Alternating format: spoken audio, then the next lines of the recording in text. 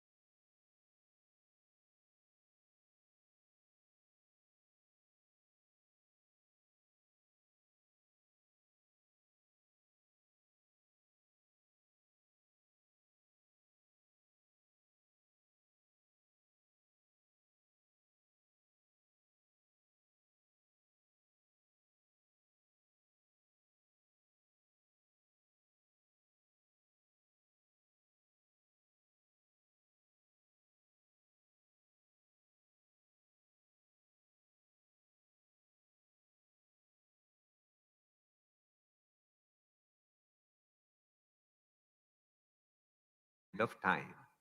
If you look at our 75-year-old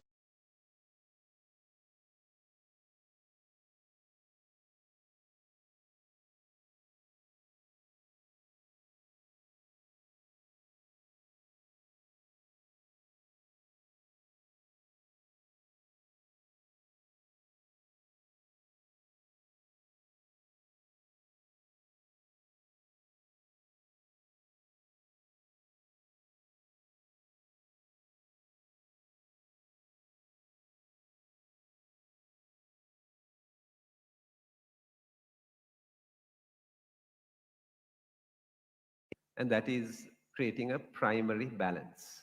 So the primary balance is where revenues are higher than expenditures without financial costs.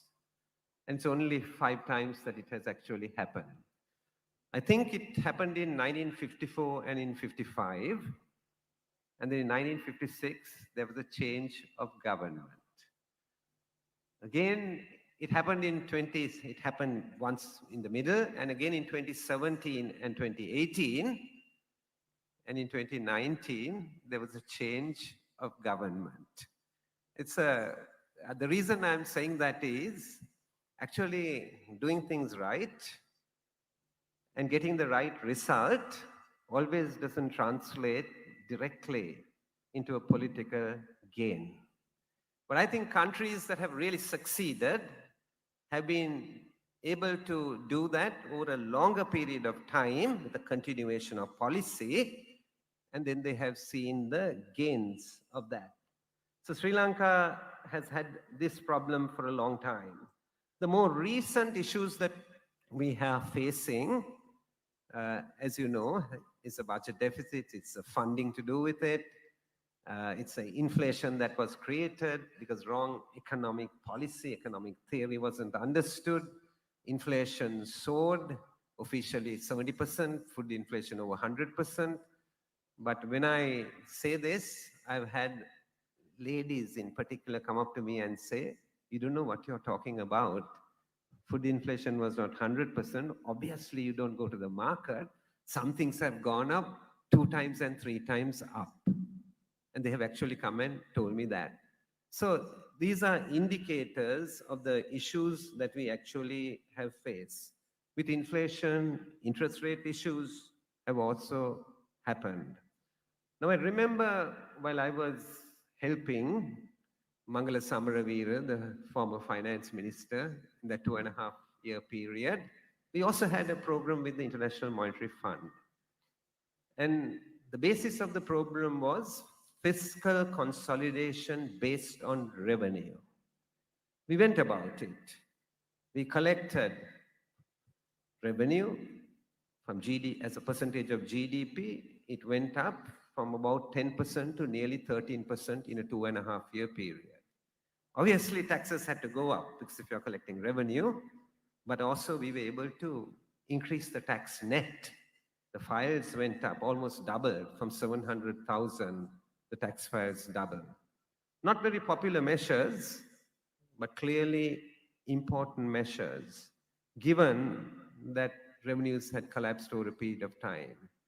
In the late 1980s, Sri Lanka's revenues as a percentage of GDP was about 22%.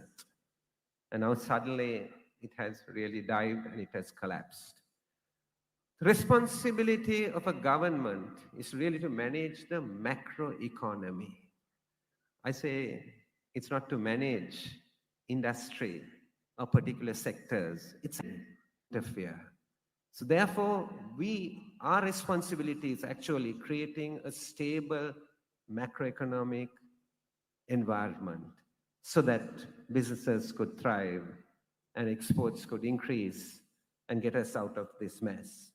So we had the foreign currency debt as well. The foreign currency debt repayments obviously ran into a huge problem. And now the question is, how do we actually come out of this? So this is the background that we are in, and I'm not going to talk more about the present situation. The IMF, the International Monetary Fund, is not to be frowned at. You go to a bank when you need the bank's money, when you need its endorsement.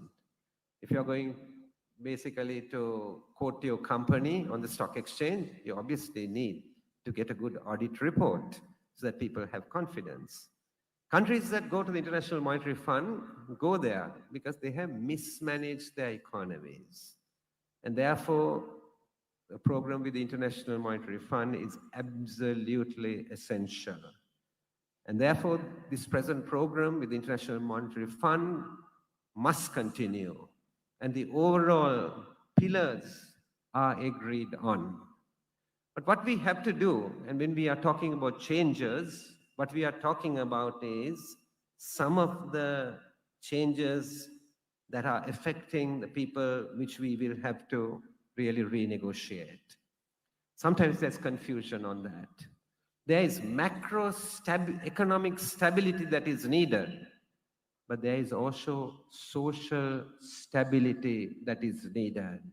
Countries can never advance economically unless there is social stability too. And this is something that governments have to understand and government has to work with. So on one hand, people go around saying, what a great job has been done recently with stabilizing the macro economy. I don't contend with that issue because the box can be ticked in terms of certain ratios that have been achieved and that is necessary. But I'm concerned about the social instability it's creating. 3 million people below the poverty line. gone up to 7 million people. I walk the streets every Sunday for 3 hours, going to door. Many politicians can't walk the streets, going door to door. That's how difficult the situation in the country is. About a month ago, I was walking door to door. I stepped over into a little house, and the woman came up to me and she said, Mama polla khoyanne giye. I said, Hey, amme, ehema kale, wata gahanna. This is a true story. I realized the tension that she was under. She took me to the kitchen. She showed me that they had only rice and some pulsambol that day. She showed me the roof, and it was leaking. And if you go on the new Gaul Road in Moratuwa, seaside is one side, the other is land. And when the system was done, even the highway was built there, they didn't really took care of how the water after rain was going to go. It goes and floods that area. I understood it. I looked at the little 3 children who were sitting there. I went up to the 3 children and I asked the lady, who are the parents of these children? And she said, the mother and the father are both in the Velikada prisons. She said, I'm the grandmother. That's the tension that was there. I went to the Velikada prison, and the officials were very glad to see me. I walked in there. I spent more than 2 hours. They took me to the women's section. They said, go and look at what's happening there. And in a small area, women were sleeping like this next to each other. And I looked at it, all young women in there. They were on drug offenses or financial offenses. Most of those people should have not been in prison. The drug users, they should have been in rehabilitation centers. But this country doesn't even have sufficient rehabilitation centers to house those women. 10 children under 1 year were held by the mothers like that. There are 15 children between the ages of 1 and 5 there. Not even a toy to play. If one gets sick, everybody gets sick. The prison officials told me, can you somehow build us 10 cells? I don't like cells. I asked them why. They said if one person gets sick, everybody gets sick. That's why we need it. And the reason I'm telling you this anecdotal story is macro financial stability is needed, but no country is going to advance unless it can create social stability. The economy doesn't work in isolation. The economy works with social stability. There are countries who have had stronger economies than us, but because politicians and societal leaders were not sensitive to the social stability, suddenly they have erupted. Bangladesh is our latest example. Economy is doing better than us. And that is why I'm saying we are operating in this environment. If somebody comes and tries to say that we are going to get out of this very easily, I don't share that view. I don't share that view. We have to be on the right road, but we have to balance this. So the SJB's philosophy is this. We believe in a social democracy. Democracy for sure. That's our way of life. We believe that the means is as important as the end. There are some political parties who are running in this race. They believe in the end, and they have a good end, like we have a good end. But sometimes they don't believe in the means. They only believe in the end. And sometimes that could be fatal, because if you have that philosophy of life, the Samagi Jala Bala Vegya is committed. Our philosophy is committed.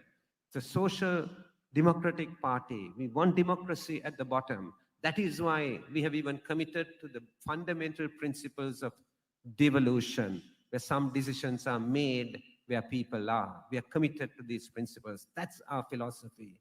When it comes to the economy, we certainly believe in the private sector. We believe in free enterprise. We believe that that's where wealth is created. That's where jobs are created. I was shocked yesterday when one of the other parties running in this had such a event like this yesterday. They gave a 50-page document, which I had to quickly glance through. And in the introduction in the document, in their analysis, they said, this country is in this particular position because the state or the government has not sufficiently intervened in the economy. I need to make it clear our philosophy is different. Our philosophy is the reverse. My heavens, I don't want to see a lot more government intervention. We have hundreds of state-owned enterprises. Most of these state-owned enterprises have been mismanaged. Assets have been misused. They have really not created wealth and not really created jobs. Our philosophy is different. So we believe in free enterprise. We believe in strengthening the private sector, not just big businesses only, but even the small and medium businesses need to be strengthened because they are the ones who will create wealth and create jobs in this country. But why are we a social market economy? Because we want to have inclusive and equitable growth. That is why the SJB talks about a social market economy. This is our philosophy. So there's a huge cost. And the cost is also corruption is a huge cost. We need to do lots of changes with that. One of the things that surprised me, because I was involved in the earlier IMF program in the last government, and it was revenue-based consolidation. But then when they went into the next program, I was surprised that the program was negotiated on the basis, again, of a revenue-based consolidation, and there was no reference to cost, wastage, corruption in the public services of the country. And I was really, really amazed at it. If you are trying to put a company right, you can't only look at the revenue side, you have to look at the cost side. Everybody seated here, you run a business or work in a business, you invest, you know what I'm talking about. It's no difference for the country. You can't ignore that. You have to actually. So the program should have actually had that component, but this program doesn't have that component. We need to be integrated with the world. We know that the world has changed. When I was growing up, the United States was a center and people gravitated there. The USSR was the other center and people gravitated there. That was the years, followed with the years of the Cold War. And that's how the world was divided. In one generation, it has changed. We are now talking more about the geopolitics of India and China. We are talking about the rise of Asia. We are talking about Indian growth. 7% last year, 7.5% GDP growth this year. That's how fast the economies in Asia grow rest of the world. We have to break away from our mindset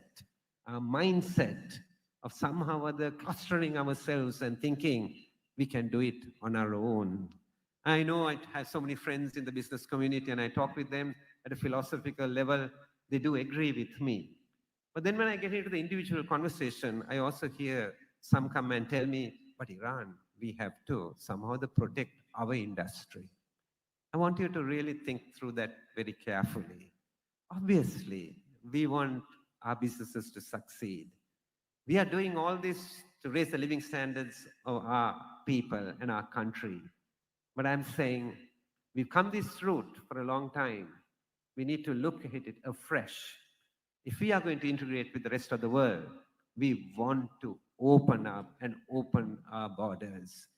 So if I give you just one quick example, tourism has been a seasonal business.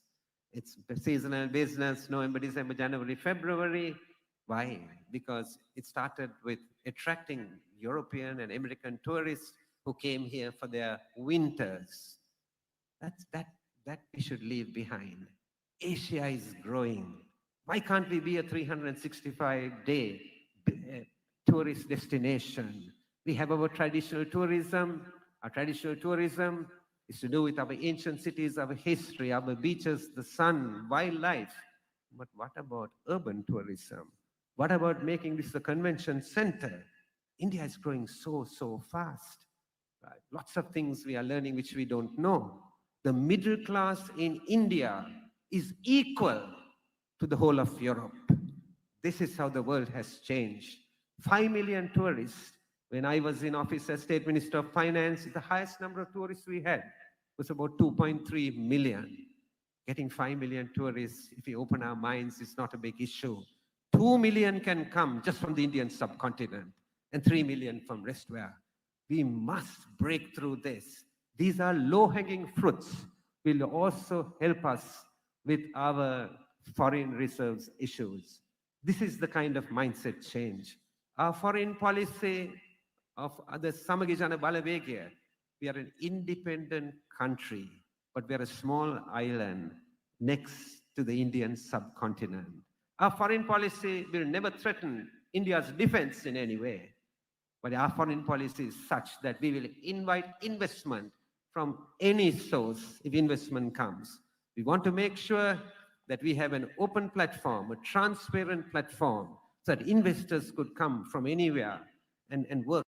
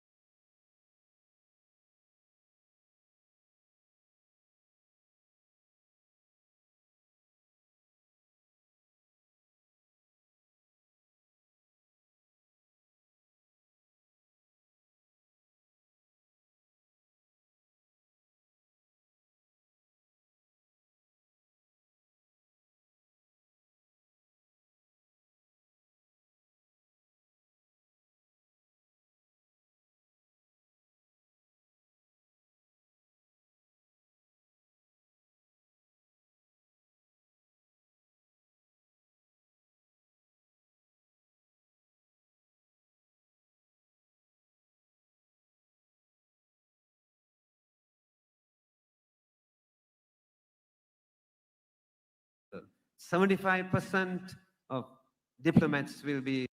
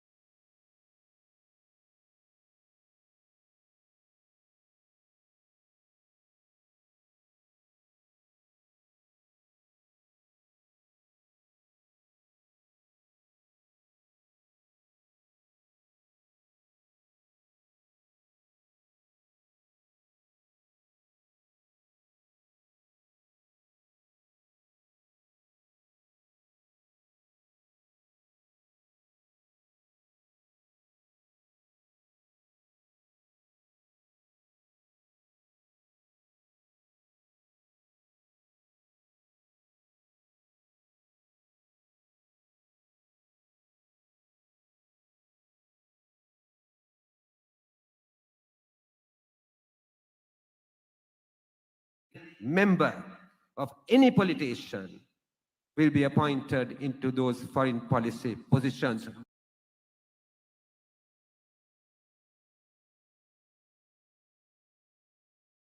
No way. That's the change that that's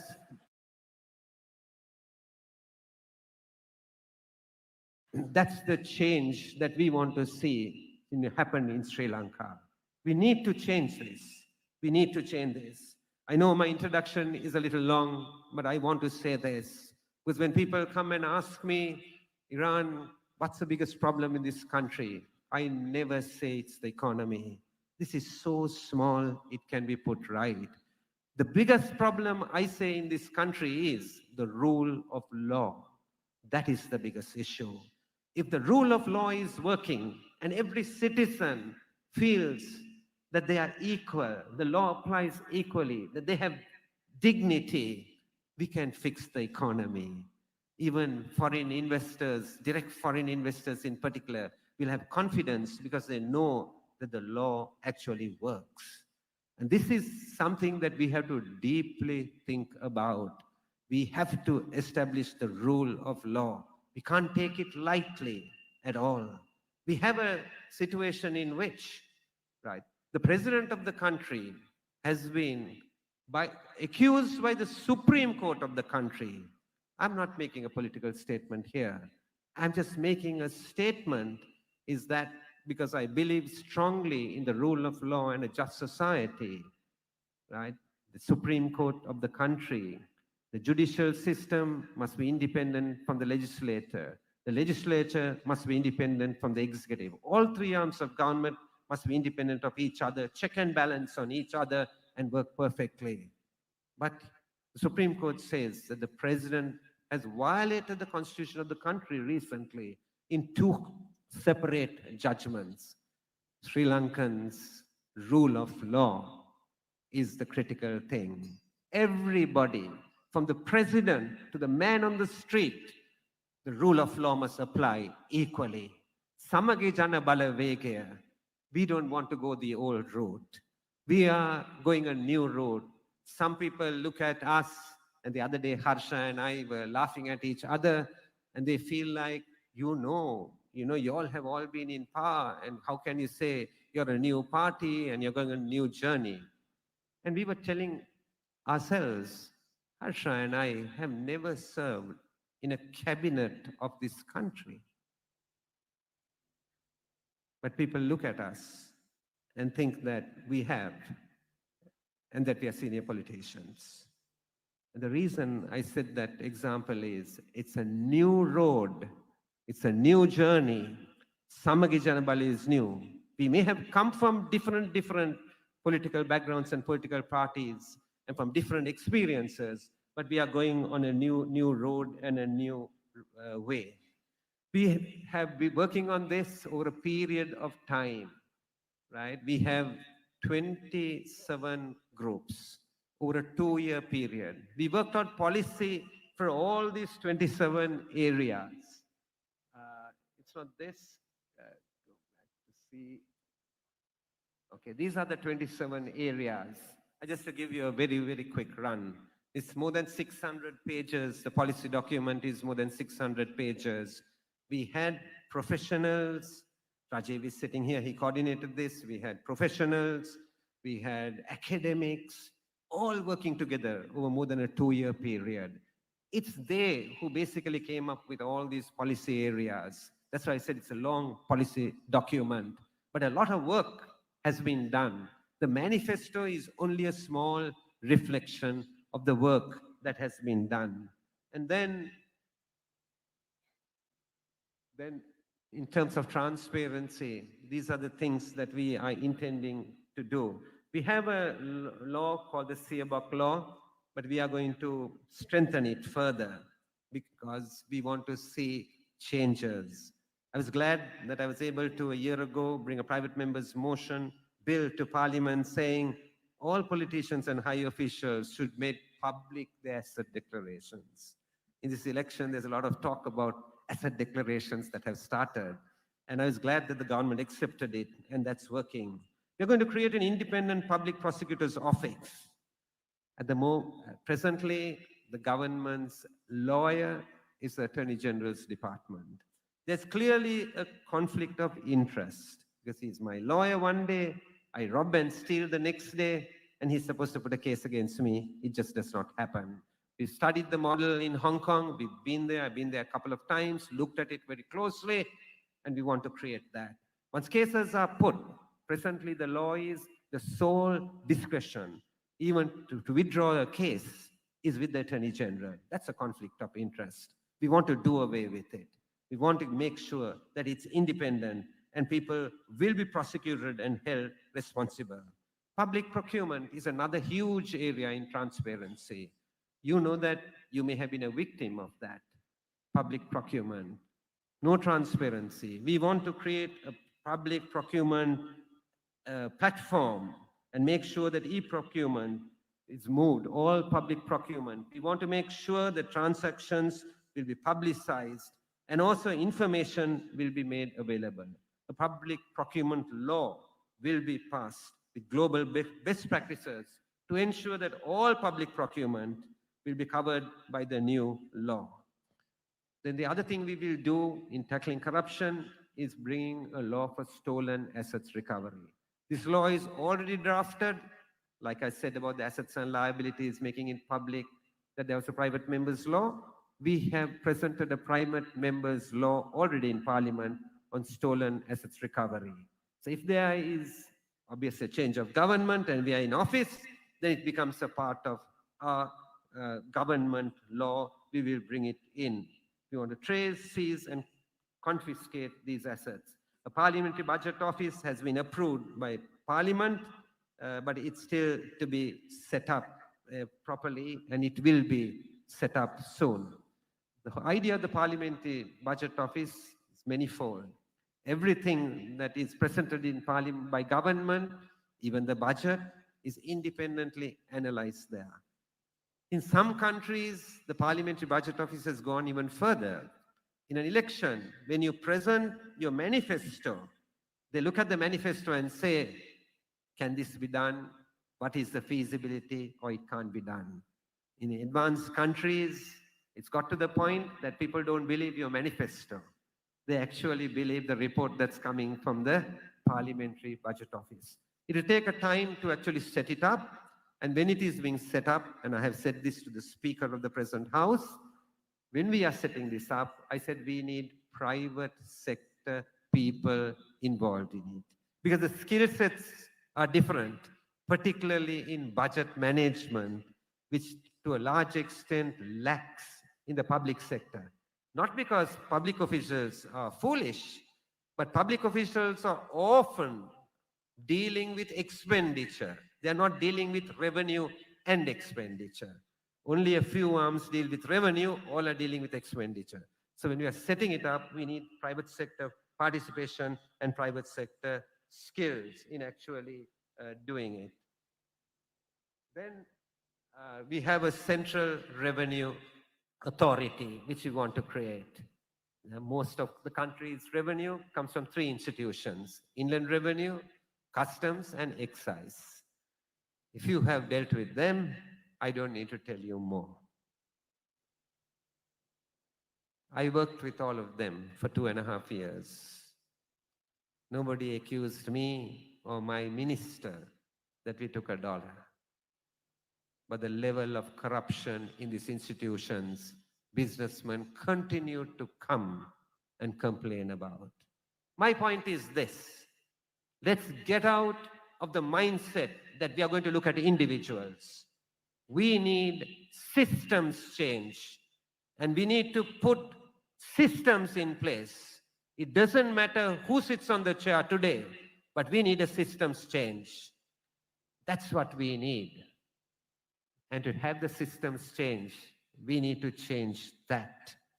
A good leader is measured not when he's in office, but once he has left office. If the good things he has put in place continue, then we all know we've had a great leader. That is why we are after systems change. So, this central revenue collection authorities, Let's say you have to import, you go to the bank, you open your LC, it comes, you now go to customs, you go to clear it, and then they look at the HS code, and then discussions happen. This is what most businessmen come and say. What are we doing here? We are going to remove the interaction. We want to get rid of the interaction, remove the interaction. The message goes, once the goods have arrived into the central authority tells the customer, you pay there, message goes there, goods are cleared. I'm giving you one quick example. This is not, something amazing. Countries have actually done this. We don't need to reinvent the wheel. We just need to keep implementing it. So this is the direction that we are going to go in creating a central revenue authority. Then the public sector. We want to basically digitize this. We started this in 2003-04. We created the East Sri Lanka program. The pillars were information infrastructure, regenerating government, ICT policy, leadership development, local language initiative, monitoring, and so forth. The three components the DPI should have here is everybody will have a unique identification number. That's something that we are going to move into. The ability to transfer value, interoperability will have to be a part of that system. And then, of course, very conscious about privacy. We'll maintain privacy, basically, and we will not do things without the consent of the individual. Many benefits, as you can see, in moving there. And finally, I would like to talk about the public sector management itself, because this is another key issue that many people keep talking about. We know that we had 700,000 public servants. In a 20-year period, it has doubled. And therefore, numbers is one issue, and how do we deal with the numbers? Obviously, we have to deal with it over time. We can't create more social instability. Recognition of the problem, and then how do you actually deal with the problem? We have ideas how we will do it. I don't blame a single public servant for the mess that is in the public service. It is politicians who are responsible because they recruited people for political gain and ruined Sri Lanka's public service. So public servants are not to blame with. So when we deal with it, we have to deal with the issue in a very fair manner. And then there are overlapping roles here, right? There's redundancy, underpayment, right? The best brains go there, but they leave after a while. So there's numbers issue, political interference, and so forth. So we have to deal with it. One of the things we are going to do, start at the top. And we have now said this publicly and put it in our manifesto. We are going to restrict the cabinet of the country. In the constitution, there's a little loophole that politicians have slipped in. If you form a national government, you can have any amount of ministers. Sajith Premadasa has decided to do away with that clause in the cabinet. Just completely do away with it so that you can't be expanding ministers as you want, looking at faces and deciding whether to include them.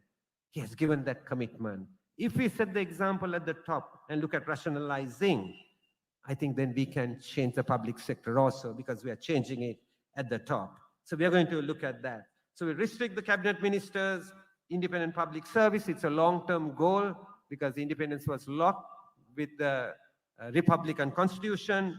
We will certainly look at that. We will strengthen the regulatory bodies, and we look at consumer protection as well. And then planning and plan implementation will be bought.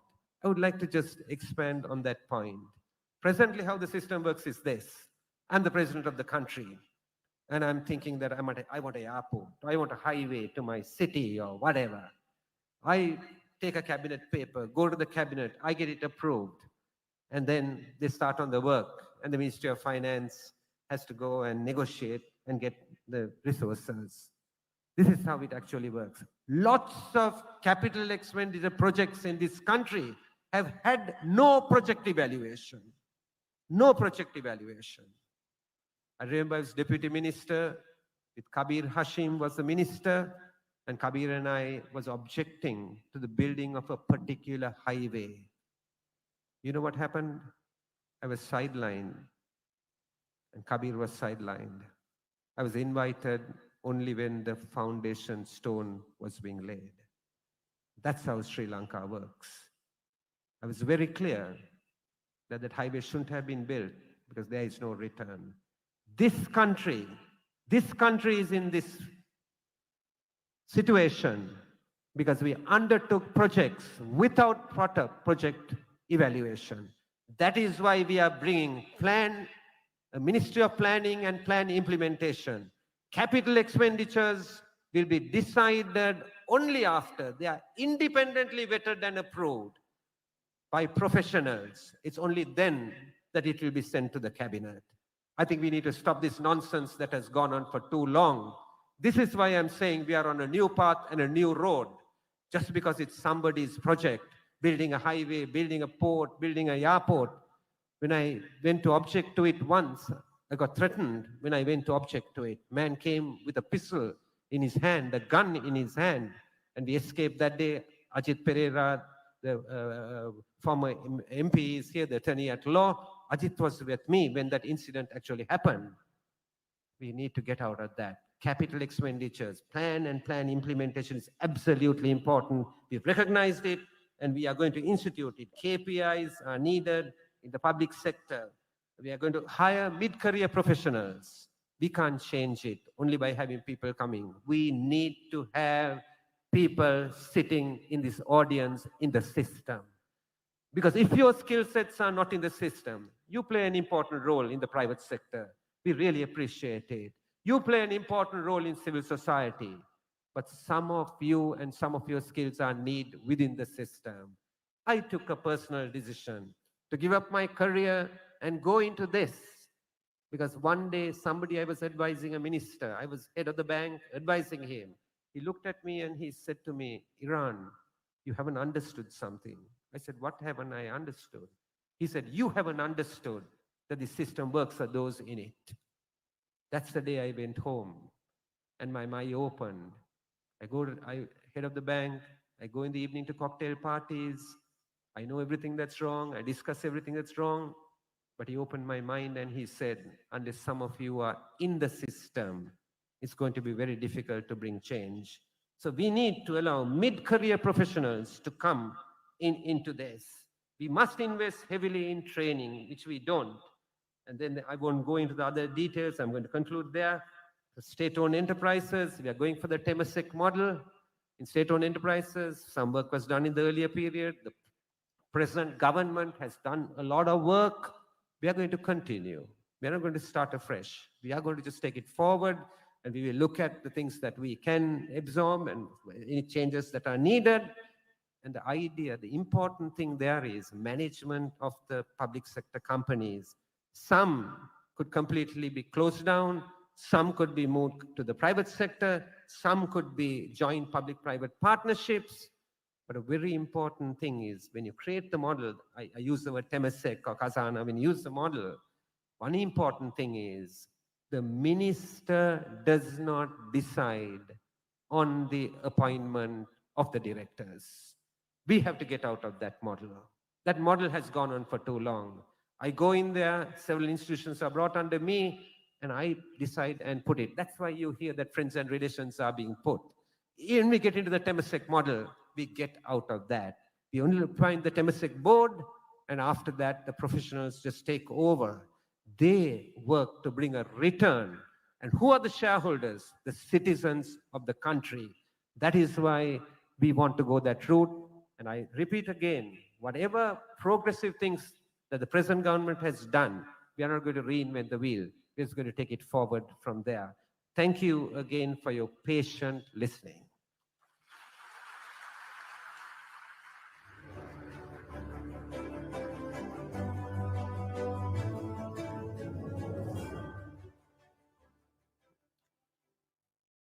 Thank you very much, Honorable Iran Vikramaratne, for those valued words on this momentous occasion. Ladies and gentlemen, shall we all put our hands together one more time as a very clear vision is being read out here at A Vision for the Future.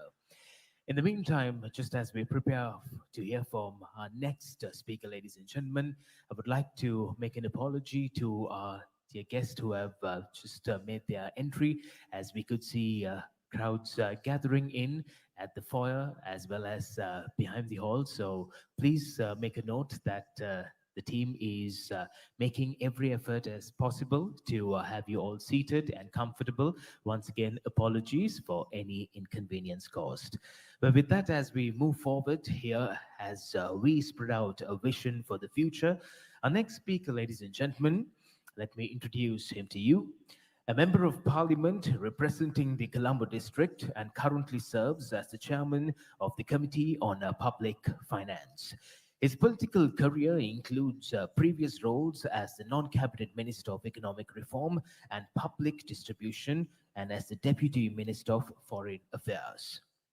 He began his professional journey as a chief economist and a treasurer at DFCC Bank, holding a PhD in economics from the University of Missouri. Ladies and gentlemen, later he co-founded Nielsen Lanka, which became one of Sri Lanka's leading market research firms. After exiting the company, he worked as an international consultant, contributing to projects across more than a dozen countries with organizations such as the World Bank, Asian Development Bank, also known as the ADB, and UNDP. He's also the visionary behind the 1990s Suasaria, Sri Lanka's state-of-the-art ambulance service, recognized by the World Bank in 2024 as one of the most technologically advanced and efficient in the world.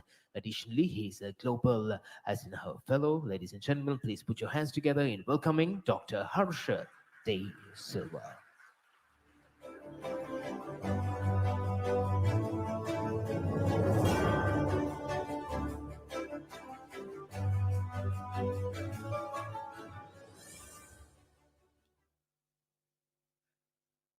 Good evening.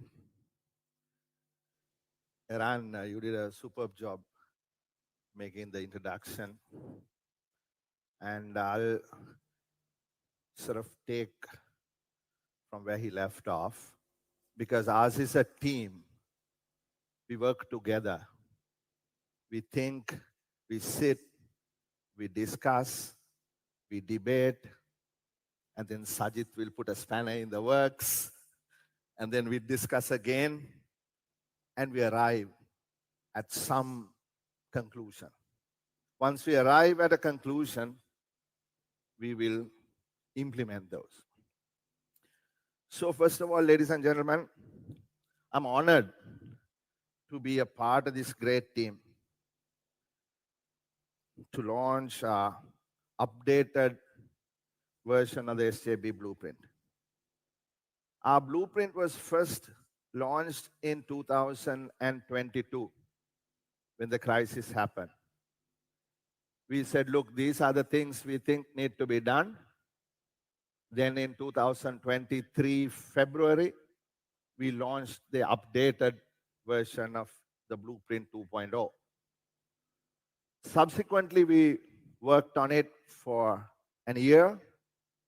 And now, hopefully, if you support us, we will form a government.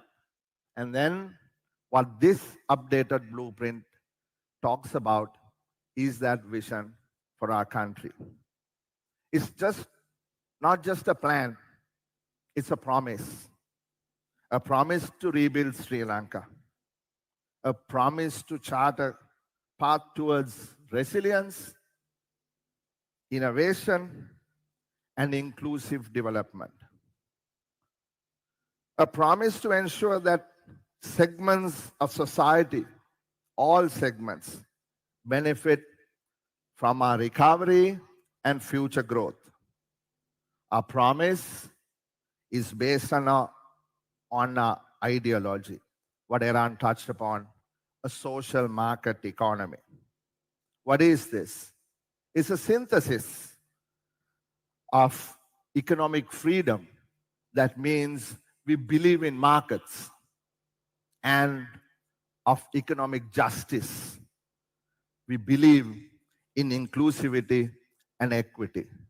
That's really where Sajid plays a huge role. He understands the suffering of the people.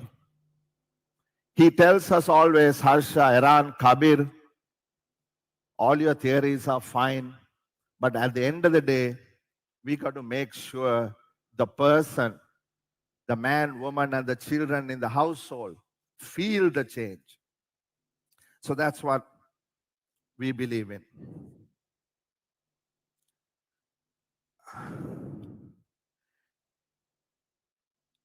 In other words, we want to create an economy that not only grows, but grows for everyone.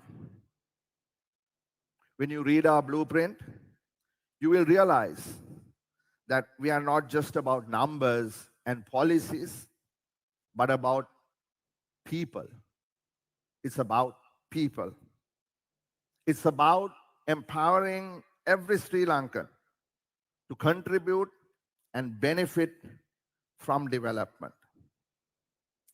Given the time I have, Sajid is on the way, I will break my presentation into 4 pillars, 10 points. Governance, stabilization, growth, and equity. And I will conclude thereafter. The broad area of stabilization deals with managing the debt crisis, monetary and exchange rate policy, revenue consolidation, and expenditure consolidation. But before that, I'll start with the debt restructure because there's so much discussion on the debt restructure. And of course, the related agreement with the IMF. Maybe some of you know that bondholders steering committee filed an amicus brief in the New York District Court last week to push the government to launch the restructure by the 15th of September. That's just 10 days away. This goes to show the complexity of the transaction. We got the official creditor committee agreement reached, but not signed. It has a bunch of clawback clauses. B, the bondholders' proposal, we are told, the government has agreed to after negotiation, and that there is a 28% nominal haircut, but in 2028, when it really happens, depending on our progress measured in terms of US dollar GDP, the haircut could fall to, by all accounts, to 15%. Now the IMF has to agree that the two agreements are within the accepted debt sustainability analysis, or the DSA. And furthermore, the OCC, that is the Official Creditor Committee, must agree that the bondholders' agreement is within the comparability of treatment. Thus far, multiple stay orders have been obtained in that district court. So a decision on the case, a determination, could be held back until such time the government reaches agreement with the creditors. So these are friendly interventions to give the government time to agree. Now, these are all based on the DSA, which has been agreed between the government and the IMF, which then leads to the negotiations with the creditors. Now, some say this is outdated. This was agreed upon in 2022, but that's not really the case. Every time the staff level agreement is signed, you update it. But those updates thus far have not made any significant changes to the parameters of debt to GDP, of the gross finance limits, the amount of foreign debt that we could go into year on year, and the gap that need to be closed by the restructure. So when yesterday I heard, or rather I read in the night, our competitors' economic plan, and in fact the leader of the party spoke to many of you perhaps who would have been there yesterday, said, look, we can change the DSA because the Chamber of Commerce says that Sri Lanka's GDP growth might be 6.5% as opposed to 3.1% that the IMF has forecasted. Well, if the IMF is going to agree to the Ceylon Chamber of Commerce assessment that we will create 6.5% GDP, so be it. But let me tell you, that's not going to happen. So to mess around with the base document on which our entire program is structured on is a dangerous thing. And it's an irresponsible thing. What if during the course of the so-called renegotiation based on an alternate DSA, the Hamilton Reserve Bank verdict comes through? Then what will happen? Perhaps there are some bondholders here as well. And speaking to people who are representing the bondholders, White and Case and Rothschild, they think, why would others not also sue? Think about the danger of trying to create a different foundation for the restructuring that we are. Can you sort of, there's an echo. Can you reduce that echo, please? Restructure, that's continuing.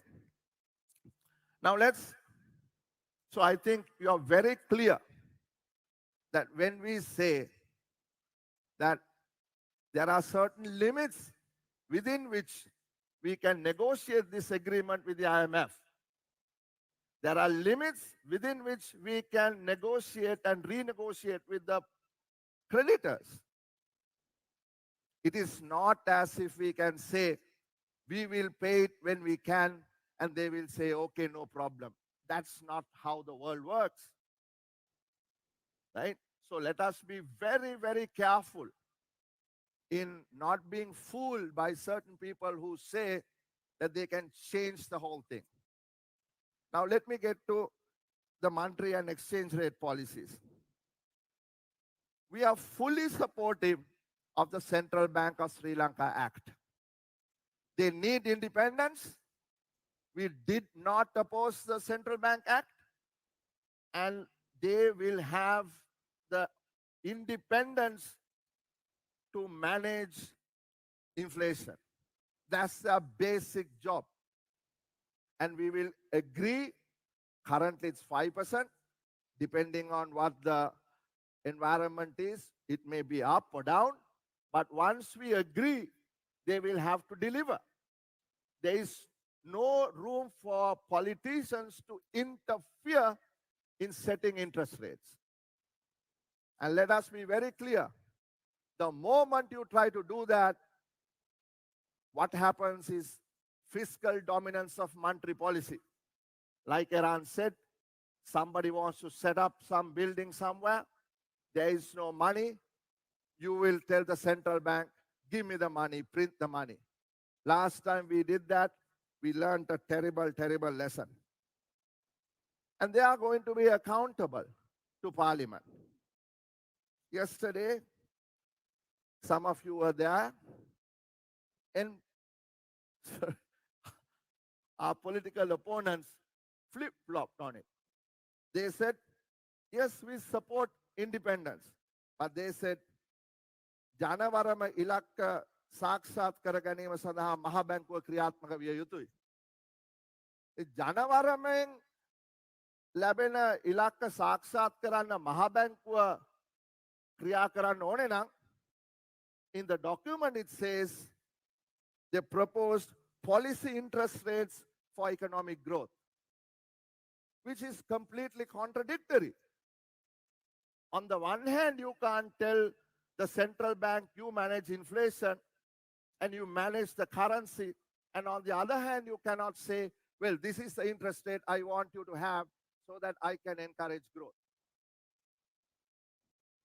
So be mindful of what you hear and see whether these are actually practical or some people are just saying things to please certain segments of society.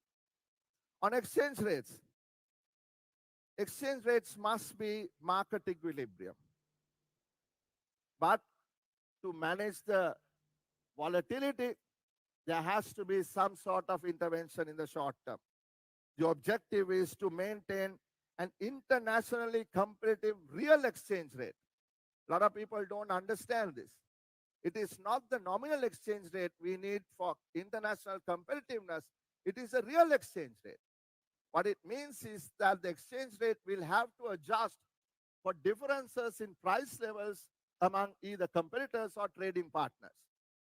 So you can depreciate the interest rate, but if that depreciation is completely taken over by inflation, what happens is you're back to square one.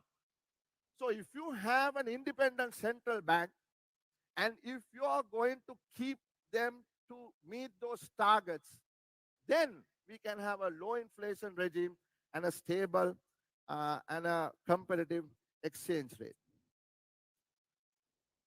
Next area of focus in stabilization is revenue consolidation and expenditure control. On the revenue side, Iran mentioned earlier, the average revenue to GDP of emerging markets is 26%. Ours, he said, between 89 and 91 was the highest ever, and that was 23.3%. Then it declined.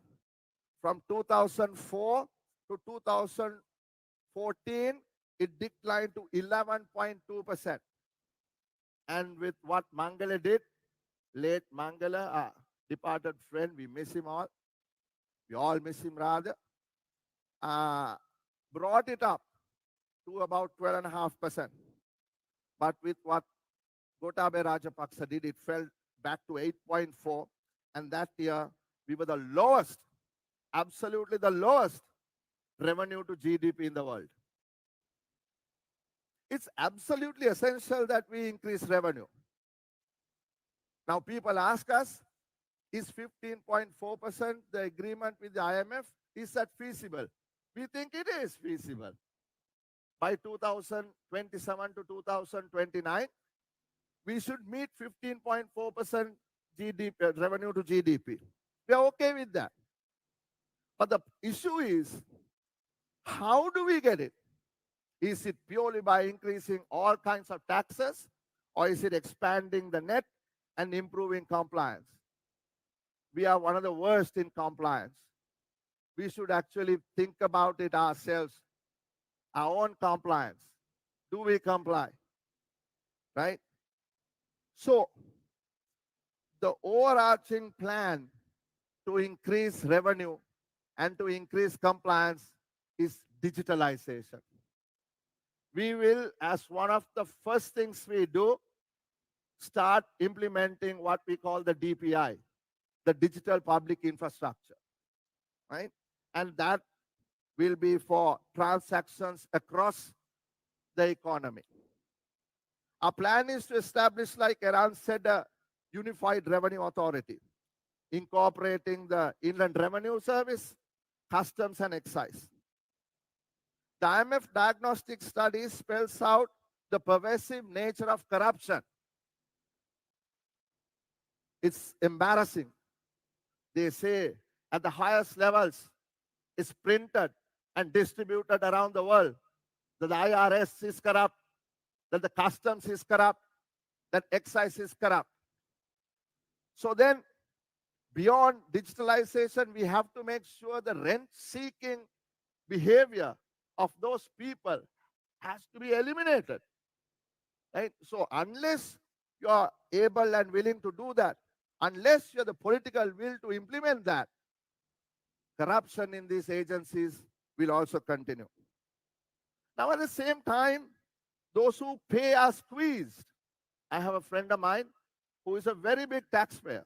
He pays every cent that he has to pay. He complains every Friday night. Halsha, what the hell? I pay so much.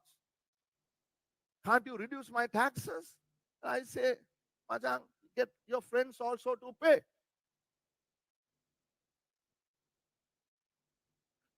It's really unfair. Pay guys have no escape, right? A recent UNDP study this year shows that most people are not registered for taxes. Most people don't have TIN numbers. Yet they believe that you can't do that. And we say we can. We're not going to muck around with the targets that we have agreed upon. We will not change the tax-free threshold, but people have to pay some tax for their education, for their security, for their health. So we have devised a way beyond the first 100,000 tax-free limit up to about ₹500,000 a month. The marginal tax rate will go from 1% to 24%. Beyond that, you will get back onto the existing marginal tax brackets going up to 36%. The corporate income tax, for the moment, will stay. But we think that we need to incentivize the tradable sector, the exporters. So whenever we can, and there is going to be debate about this because some people say profit is profit, so therefore everybody has to pay the same tax, but we think otherwise. And therefore, we will, the soonest possible, provide an incentive in corporate income tax for exporters. VAT will remain at 18. We would like to bring it down to 15 for selected items, at least at the beginning, and make it zero rated for certain essential items. For instance, even high protein food for infants today get taxed at 18%. And if you understand the suffering of the people, you would wonder, is this the right thing to do? When 7 million people are in poverty, malnutrition is unbelievably high, wasting, stunting. There are issues. So therefore, we will consider those. And for the exporters, I would like to emphasize that SVAT will remain until such time there's a better way to deal with it. But we have to pay for all this. We can't give things free. So our thinking is the withholding tax will have to be relooked at. Now, withholding tax, people will say it's only a cash flow item. Sure, it's cash flow. But if compliance is so low, we can collect 10% as opposed to 5% from those who are evading and those who are under-reporting.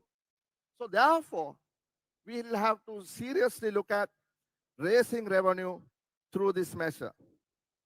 Then there is another issue with excise tax. excise tax is actually ad valorem. Sorry, species tax. What we need to do is to index excise tax to some formula that reflects the taxes paid as prices increase. Then look at the casinos. The gross gaming revenue is only taxed at 15%. And there is online revenue in these casinos that gets taxed at zero. No tax. Nobody's paying. Is that fair? So we need to look at how to increase revenue from these measures. And I'm telling you, as a chairman of the Committee on Public Finance, I have been at the government for the last 1.5 years to set up a gambling regulator. Casinos are everywhere with no regulation. There's no way to actually find out what their profits are. You think we can really figure out what the profit of a casino is? Right? So there are these issues that we'll have to deal with. We will also sign up with OECD BEPS Digital Economic Framework, and we're also thinking of applying the minimum global alternate tax of 15% on multinationals. Because we have to find ways to pay for this. We're not going to just say we will do this, do that, and do the other thing unless we have revenue. Finally, in stabilization is expenditure control. We must rationalize public expenditure, and we have to better target our spending. And in the future, if we form a government, all subsidies will be cash transfers. There is no need to give subsidies to everyone. But people who need subsidies will need to be targeted properly and transferred cash. But our blueprint also calls for revision of public sector salaries. Now, we were very responsible. We read the report of the expert committee appointed by the president, and the expert committee said, you have to increase public sector salaries by 24%, and also increase the cost of living allowance from 17,800 to 25,000. That's what we said. Now, the president went ahead and did it, and he went on a political stage and told us to remove those promises from our manifesto. We're not going to remove those from our manifesto. We've been very responsible. It's not some figure from the air we put. It is a number that was provided by the expert panel and approved by the Treasury. Then also there's going to be some other benefits, particularly on maternity leave benefits. It's not going to cost a whole lot of money, but you know that 80% of unemployed women are between the ages of 20 and 40. And there is enough evidence to suggest that we can use this money to improve the labor force participation of women. Now on SOE reforms, I'm not going to go in there because Iran talked about it. Next is the key pillar of growth from stabilization. Yesterday, the JV opposed the reforms. Those who brought in protectionist and interventionist policies, those who violently stopped this nation's progress are the ones charged. The green line shows the Sri Lankan share in developing country exports. In 1977, we had something like 0.03. Then it went up to about 0.3%. And it's 50%. When the developing country exports 50% to the world, we are falling. There's something wrong in our economy. And that is the serious issue that we need to resolve. We have hit the bottom. So there's massive upside if we have the right policies.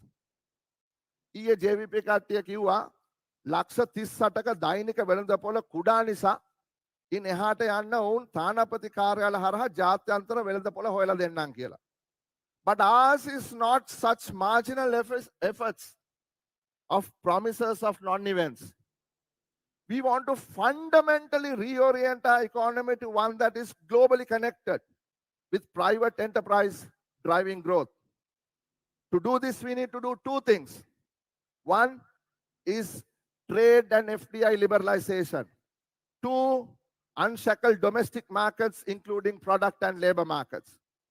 What we must aim to do is to create productivity growth from our current low, or let me tell you, even negative productivity growth in the recent past. I will quickly list out some key policies that we plan to implement. On trade and FDI policy, replace quantitative restrictions with tariff and over time reduce towards a uniform low tariff regime.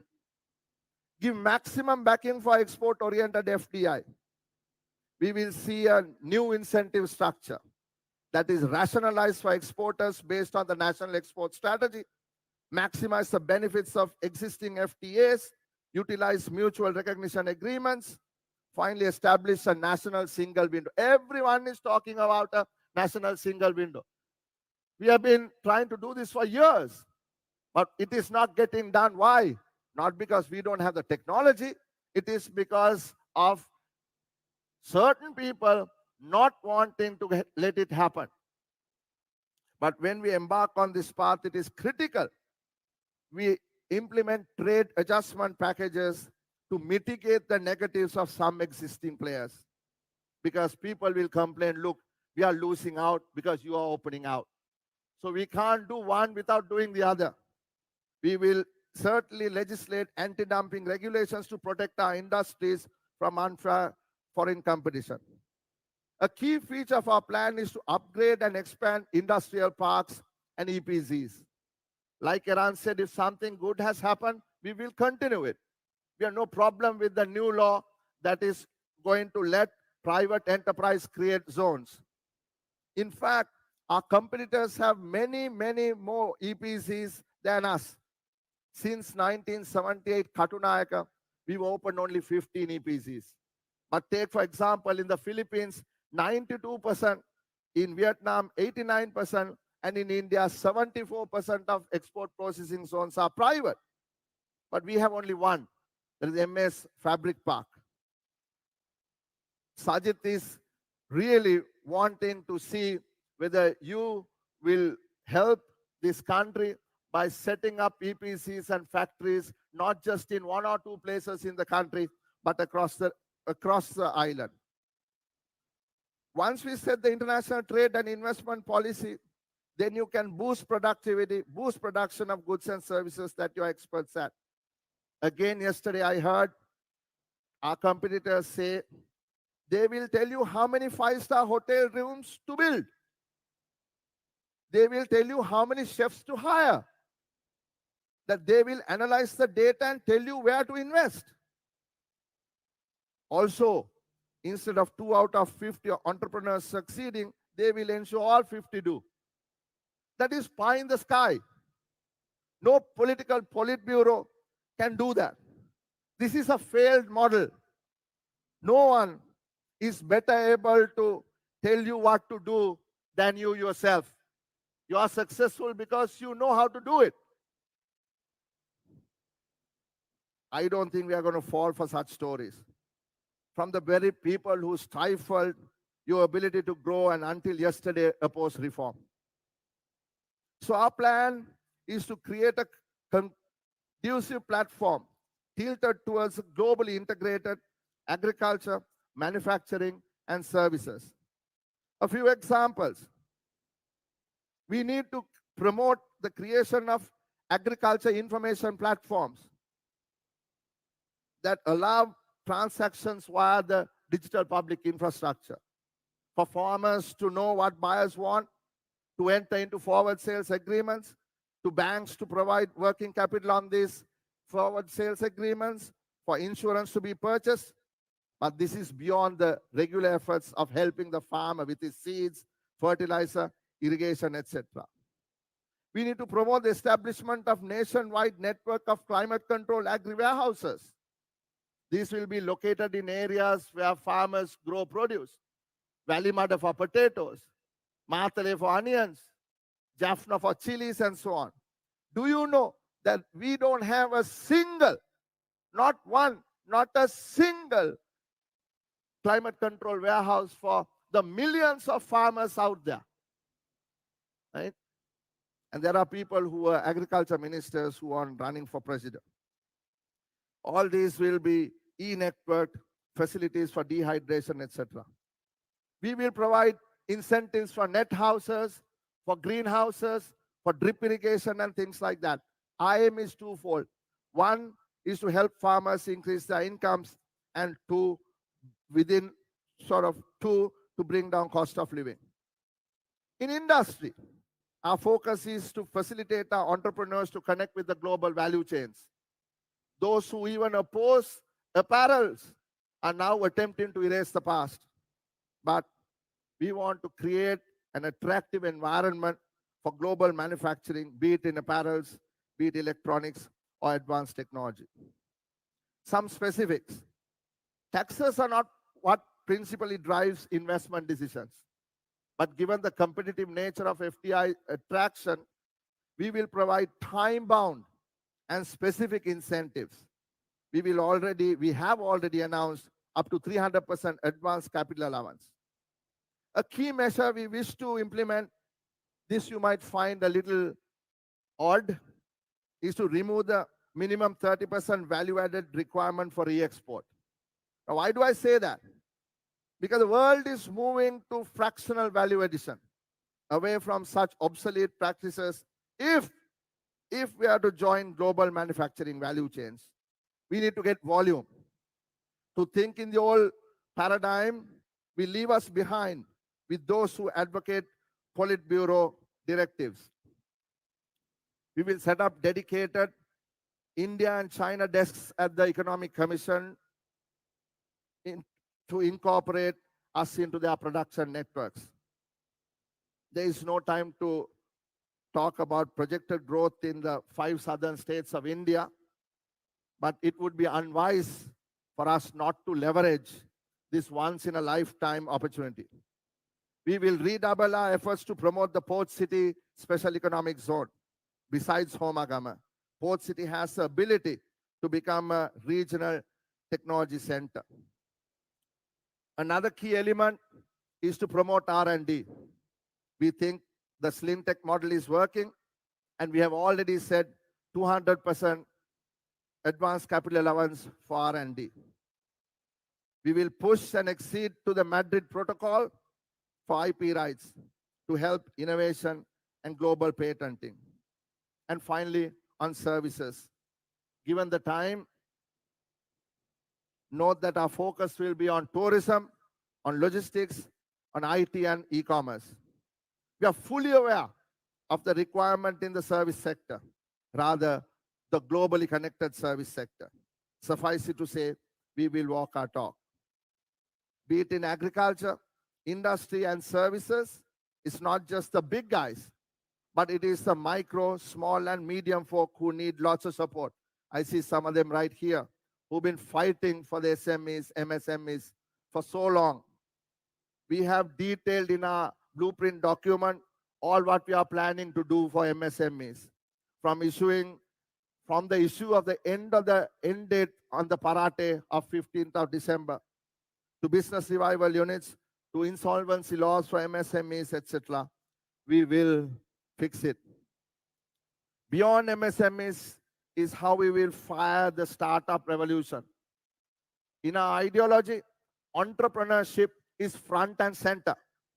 Our objective is to help our people create wealth, as opposed to our competition who perhaps may tolerate some wealth. Our focus will be on talent, identification and building talent, and on funding. I will not spend time now on public sector management, on energy and utilities reform, and factor market reform. Iran touched on it comprehensively. Focus is on digitization and the elimination, like I said at the beginning, the rent-seeking behavior in the public sector. The proposed DPI, the digital public infrastructure, will be the foundation. We will roll out the DPI project in stages by digitally transforming the records at the Register of Persons and start implementation at the Welfare Benefits Board. Our policy on energy and utilities reform shall be based on efficient and transparent energy markets based on cost-based tariffs with major focus on renewable energy. Our factor market reform agenda is detailed in our blueprint. Our plan for capital markets is based on strengthening the domestic capital market. We dealt with it at length at the Capital Markets Forum. But to sum up, how we will leverage long-term funding from EPF and insurance pools to create a long-term domestic debt market for industry. This is beyond saying we will create another development bank. I also worked in a development bank. Iran ran a development bank. Just the word development bank means nothing. If you don't have access to long-term funding, you cannot give long-term loans. So you got to really think about what you're saying when you say we set up a development bank. What you need is to link people who have long-term funding surplus with those with long-term funding deficits. Last, but the most important, or one of the most important issues, is strong social safety nets. Like Iran said, poverty has increased from 3 million to 7 million. Only 5% of national income goes to the bottom 20%. 1% sitting here enjoy 15% of national income, while the top 20% enjoy 51%. To maintain social stability that Iran talked about, to undertake social stability, to undertake reform, we must address this perennial issue. I'm going to stop. We have thought of 3 main items to focus on this. I will not go into details, but the first one is a new poverty alleviation program akin to Janasavya, where people are not just going to get doled out cash, but they will have to work for it. They will have to train for it. They will have to be able to find a job with the money that you get, so that within 24 months, you will have to have a plan to graduate from poverty. It's not going to be forever doling out money. And Sajid wants it to be woman-centered, centered on the woman in the household, be the mother, be the wife, be the daughter, because we find out that they are more responsible than men, I'm sorry to say. But until such time, we will enhance the Aswasuma program because people need to survive. The second one will be economic justice in subsidies. Like I said, we don't believe in everyone getting subsidies. Most of you here don't need to be subsidized when you go to the petrol shed. But there are many others outside this hall who may need that. So therefore, targeted subsidies using the DPI to provide necessary subsidies for those who require. We will almost immediately upon taking office use the DPI for cash transfers, for fuel subsidies for selected people. Finally, the third point is something that is critically important, is aging and associated pension reform. Old age dependency, that is share of elderly over the share of working people, was 5% when we got independence. Today it is close to 20%. By 2050, it is going to be over 50%. And a lot of old people don't have a way of meeting ends meet. They can't pay for their health care. So therefore, we will certainly consider reforms in that. So from what I explained, I hope it is clear to you. We have thought about the enormity of the problem we face and proposed to you a plan, a promise to deal with the challenge facing us all. So to summarize, we will continue with the path of recovery, acknowledging the positives, yet change to ensure the recovery does not come at the expense of people's survival. We will incentivize tradable export growth into the long term to permanently lift Sri Lanka out of the cycles of this crisis by generating high growth. We will undertake reforms to sustain the change we create and unshackle markets and use digitalization to its max to increase efficiencies and productivity across the economy. And at the end, what we will do is to bring on a win for all Sri Lankans. All this is easier said than done. The road will not be easy, but worth traveling. Together, we can turn this vision into reality. We can build a Sri Lanka that our children will be proud to inherit. Thank you very much.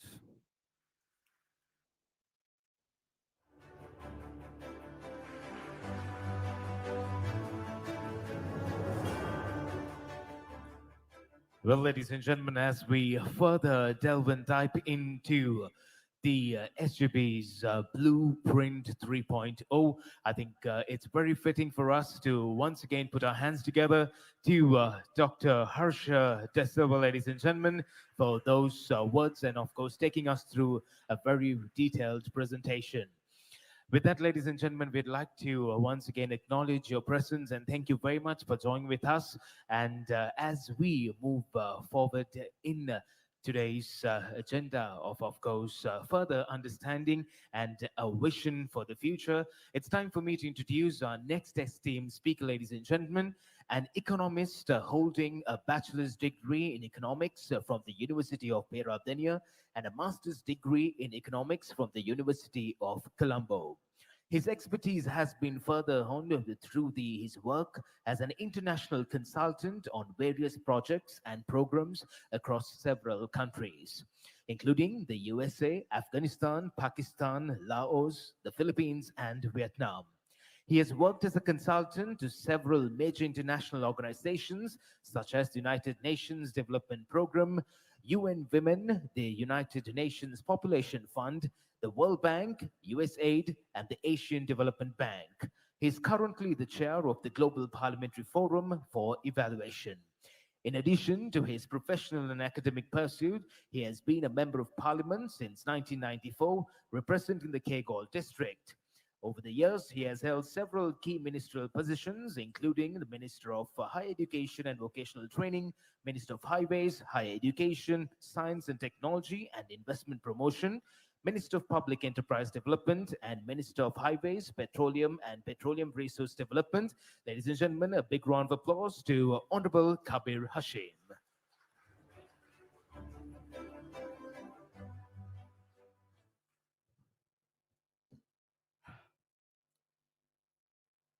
The first thing that came to my mind was that my friend Harsha De Silva doesn't need to go for a jog in the morning because he's walked more than a kilometer on the stage, I think. So he's lucky. Ladies and gentlemen, distinguished guests, and my incredibly thorough colleagues who have left me with the unenviable task of speaking last. For me, I seem to have drawn the short straw because all the substance has been covered by my incredible esteemed colleagues. What's actually left for me is to try to make sure you don't fall asleep because you've been sitting here for quite a while. And I'm going to try because they've talked policy, they've talked numbers, they've talked strategy. And here I am left to do what politicians are usually good at, talk shop, which I'm good at too. But seriously, it's not just about an economic policy. As Harsha said, it's not only even about promises, it's about a pact between us and the people of this country, of the citizens of this country. It's about a pact with the farmers, the entrepreneurs, the youth, all our people of this country. It's so important. We reject the notion that growth and equity are mutually exclusive. If you notice our presentation, our vision is inclusive growth, where the rising tide will carry all boats, including the small boats, not only the big yachts of the few. It came to my mind that Christine Lagarde, who was the managing director of the IMF, one of the best managing directors, when she was retiring around 2015, in a speech, she spoke about many countries where economic growth has failed to lift the small boats. And in many cases, the poor and middle class households had felt that their hard work and determination alone was not enough. And they also felt that many were convinced that the system was rigged and the odds were stacked against them. Her message was, at that time, to reduce excessive inequality. How relevant it has become in the world today. Yes, we will be bold, but we will also be responsible. We are not afraid of hard choices in the SJB because we know the stakes, because the stakes are high. You know, I remembered something today which I thought I'll take the chance and tell you all this. I remembered a story. I found this piece of paper when I was rummaging through my drawer. This is a piece of paper I wrote when I was 16 years old as a student about socialism, communism, and capitalism. And I just took it up and I rewrote the little thing because I wanted to tell you this story because it gives us a strong message. The story is about the modern little red hen. Once upon a time, there was this little red hen which lived in a farm, and it was scratching around in the barnyard when it found some grains of wheat. And it called out to the neighbors and said, "If we plant this wheat, we will have bread to eat. Who will help me plant it?" "Not I," said the cow. "Not I," said the pig. And "not I," said the duck. And "not I," said the goose. "Then I will," said the little red hen, and she planted the grains of wheat. This wheat grew and opened into golden grain. Now again she asked, the little red hen asked, "Who will help me reap my grain?" "Not I," said the duck. "Not in my classification," said the pig. "I'll lose my seniority," said the cow. "And I'll lose my unemployment compensation," said the goose. "Then I will," said the little red hen, and she reaped the grain. At last it was time to bake the bread. And she asked again, "Who will help me bake the bread?" And everybody, as usual, "That will be overtime for me," said the cow. "I'll lose my welfare benefits," said the duck. "I am a dropout and I have never learned," said the pig. "Well, if I am to be the only helper, that is discrimination," said the goose. "Then I will," said the little red hen. And she baked 5 loaves of bread and held it up. Now, when they all saw the bread, they all wanted a part of the bread. In fact, they demanded that the bread should be shared. But the little red hen said, "No, I bake the bread. I work for it. I eat it myself." Then what did the neighbors do? "Excess profits," yelled the cow. "Capitalist leech," cried the duck. "I demand equal rights," shouted the pig. And the goose just screamed out. Then they hurriedly painted unfair picket signs and marched around shouting obscenities. Now, this is a very common thing that we've seen around happening in our country and in many other countries. I want to give you the message that we believe in equality, in social justice, but it is crony capitalism that we will not tolerate. There'll be zero tolerance, as my friend Iran said, as Harsha said. For entrepreneurship, we will support the local domestic entrepreneurs. For those who are working hard to be globally competitive, to build a domestic industry that's strong, that can face up to competition the world over. Like the little red hen, for those who are entrepreneurs, the opportunity, what the government can do for you is what we'll stand up for. Ladies and gentlemen, as I told you, you heard numbers, you saw strategy, and you saw what we are going to do policy. I want to tell you why you should believe in Sajid Premadasa and not the other candidates. I want to tell you that there are other candidates. The country has to make a choice. This is about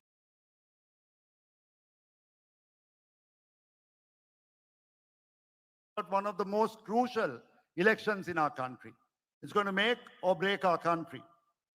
One of the other candidates, Honorable Anurakumara Disanayaka, spoke about his policy, and his party swears by the socialist policy. His party swears by it, but his manifesto contradicts it. Where do they stand? Either they are fooling their cadre or they are fooling the public. That's a question that we need to ask. The key tagline that they've been talking about is the Hatta Hatare Sapaya. Hatta Hatara Vasare Sapaya. This has gone on and on. Is it the myth or is it the truth? You need to understand that. So I need to revisit the past to tell you, because this is for you to make up your minds. In 1948, our country got independence. In 1948, the last governor, the British governor, was Lord Salisbury. When Lord Salisbury was handing over our country, he did a report.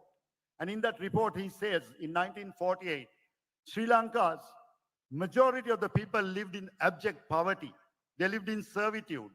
That was the society that our leaders inherited in 1948. I would like to show you the first slide here. In 1948, our literacy rate was something like 35%. 65% of our people couldn't read or write. By 1994, it came to 94%, near 100%, because of free education. That was the change. In 1948, our life expectancy was just 45 years. People died at 45, majority of them. Life expectancy went to 75 years because of free health. Then, in the next slide, you will see that food security. When we took over in 1948, there were only 6 million people. The population was just 6 million. And we produced only 36% of our rice production in this country.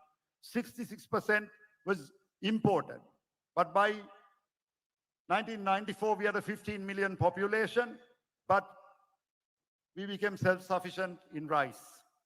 That was how Sri Lanka moved on. So is that the 74 years Hatta Hatare Sapaya? How did we change that? So in the next slide, I want to show you, there was a paradigm shift in 1977. Some people say the beginning of the end was in 1977, but the end of the beginning came much later. I'll tell you how that happened. But in 1977, we did a paradigm shift and we moved the country to an export-led economy. The next slide, please. So we had an export-led economy, right? At that time in Sri Lanka, in 77. And there we built up the free trade zone, the garment industry, foreign employment, and foreign direct investment. When you take the foreign direct investments during that period, I need to remind you that there was the leftist socialist movement that kept on intervening and obstructing any development and moving forward. At that time, when there was a road being built in 1967 in Vellavaya, a simple road, it was a long straight road for kilometers, one straight road.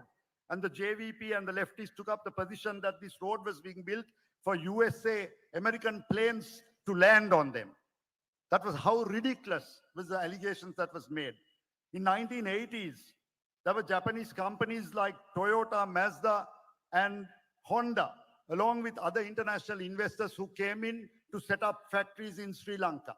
But the JVP protested and they disrupted the economy at that time. And all these companies left Sri Lanka and went away. And they invested in Thailand and in Malaysia. And the automobile industry has grown in those countries. That was the opportunity that we missed. Calculate this and see. In the global value chain, when you look, the intermediary accessories production, the industrial production, including vehicles and vehicle spare parts, is one of the main components of exports in the world today. If you look at it as a percentage of total exports, because we lost that opportunity. Thailand exports 48% of their exports in intermediary products and accessories like that, and in the automobile industry. Malaysia exports 42%, and Sri Lanka still stands at 5%. So you can see the missed opportunities. One other glaring issue that I needed to show you is that Sri Lanka, the loss in education. What happened? Because the JVP's only consistency is their inconsistency. I saw their manifesto. In their manifesto, in the JVP manifesto, they talk about private education. And now they talk about regulating private education. But in the 1980s, there was a white paper on education, which was groundbreaking to bring up our skills to international standards. But the whole country was almost burnt down when that paper was brought, and they stopped the move. In 1980s, there was a move to bring a non-profit private medical college, a government-supported not-for-profit medical college. Dr. G.M. Heen Nilame was made the doctor in charge to set it up. J.R. Javardhana, the then president, set it up, and he opened it on the 21st of September in 1981, the Ragama Private Medical College. And the JVP started opposing it. In 1988, the JVP set fire to the administrative building. And by 1989, President Premadasa, under severe pressure, had to shut it down. But other people were watching this. Mahathir Mohamad looked at this. The moment he saw they were closing it down, he got his Minister of Education to talk to the faculty of all the professors who were in the medical college. And he took the whole lot over to Kuala Lumpur, set up the same university in Malaysia. Today it is the International Medical University.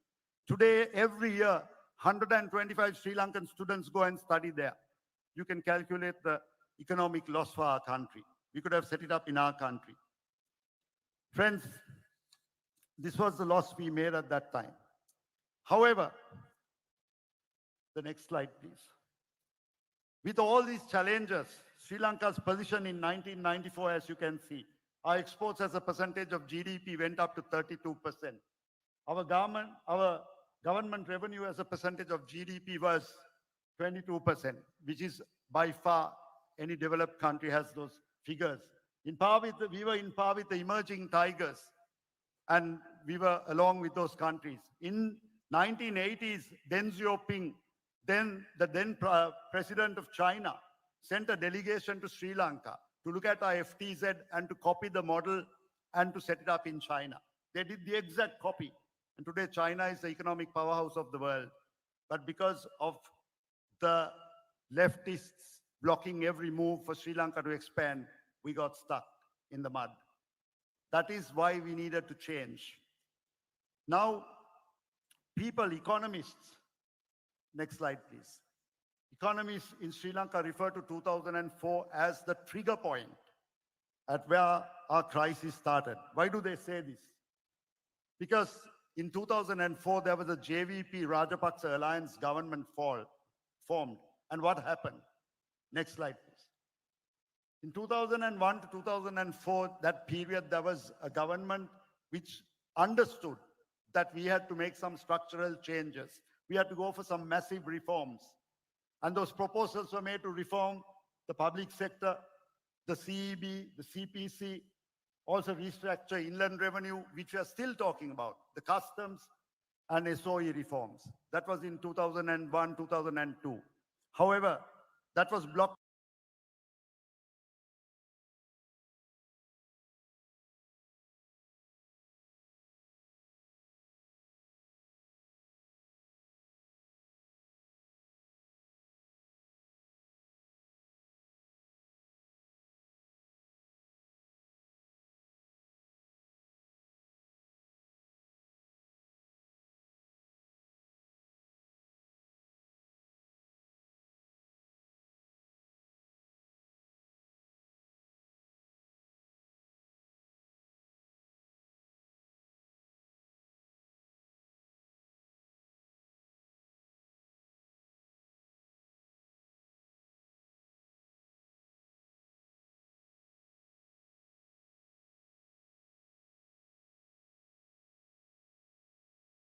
by the JVP. They got together with the Rajapaksa government, toppled that government, started a hate campaign.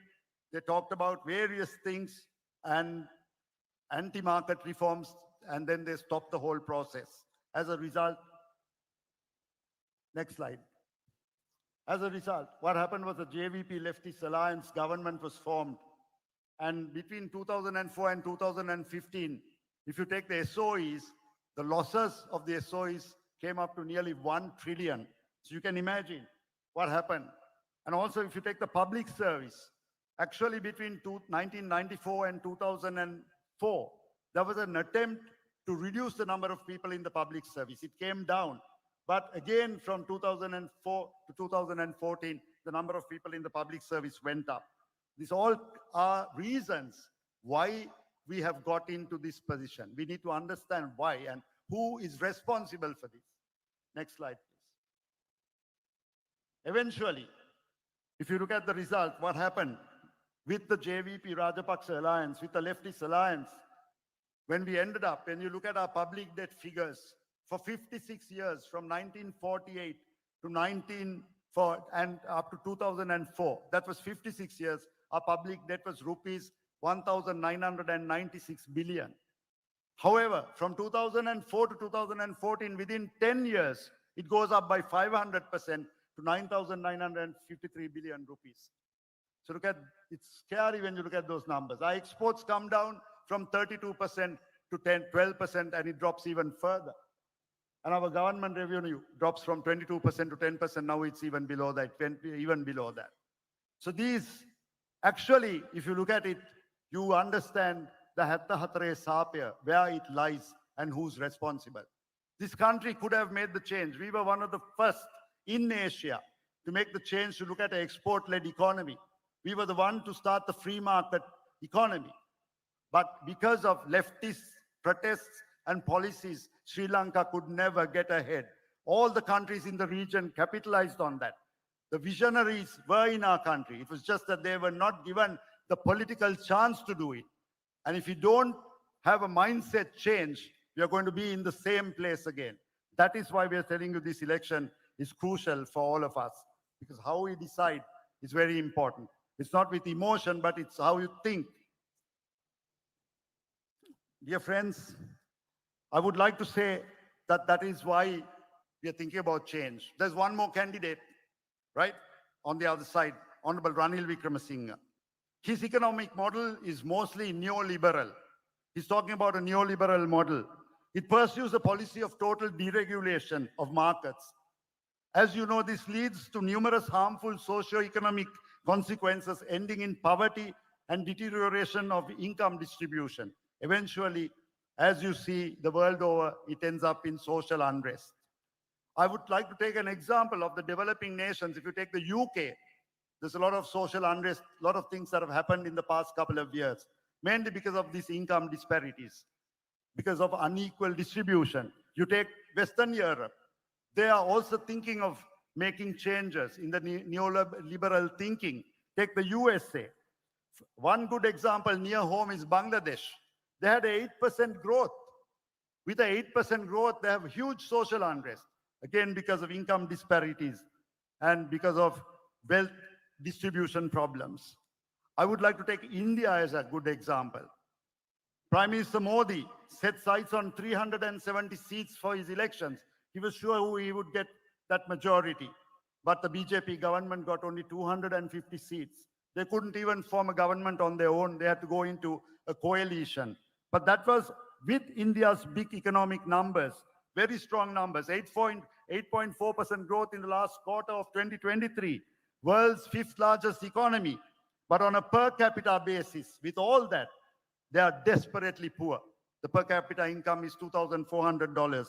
Their inequality has grown. The richest 1% owns 40% of the wealth in the country. The poorest 50% own only 6% of the wealth. Staggering figures. A good illustration of that is, take Mumbai. Mumbai is their financial capital. There is no starker demonstration of disparity and discontent. This financial center, Mumbai, is home to both Mukesh Ambani, Asia's richest man, and it is also home to Dharavi, the world's 3rd largest slum. So you can imagine what big capital does. It doesn't only... Ladies and gentlemen, what does SJV stand for? My colleagues explained to you. They spoke about good governance. They spoke about inclusive growth. They spoke about the economic numbers, the policy, how we are going to get this done.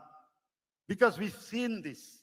We've seen the issues, we've studied it, and we think that Sri Lanka has to take the right decision.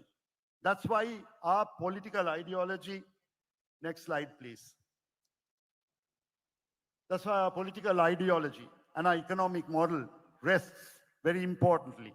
Whilst our political ideology is based on social democracy, our economic model is derived from it, which is the social market economy, which fosters equitable growth by harnessing the power of the markets whilst ensuring economic justice and social protection for all.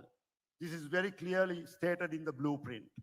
That is what we stand for. We are very clear with our policy. We are not like others who change. They say the same thing and contradict it in the next page. Everything we say, we stand for it. That's how important it is. Political and economic stability actually is a primary requirement for growth. Without political and economic stability, you can't do it. But political, economic, and stability is like having a 3-layer cake on your lap when you're traveling in a 3-wheeler on 3rd Cross Street at breakneck speed with a 3-wheeler driver taking you through.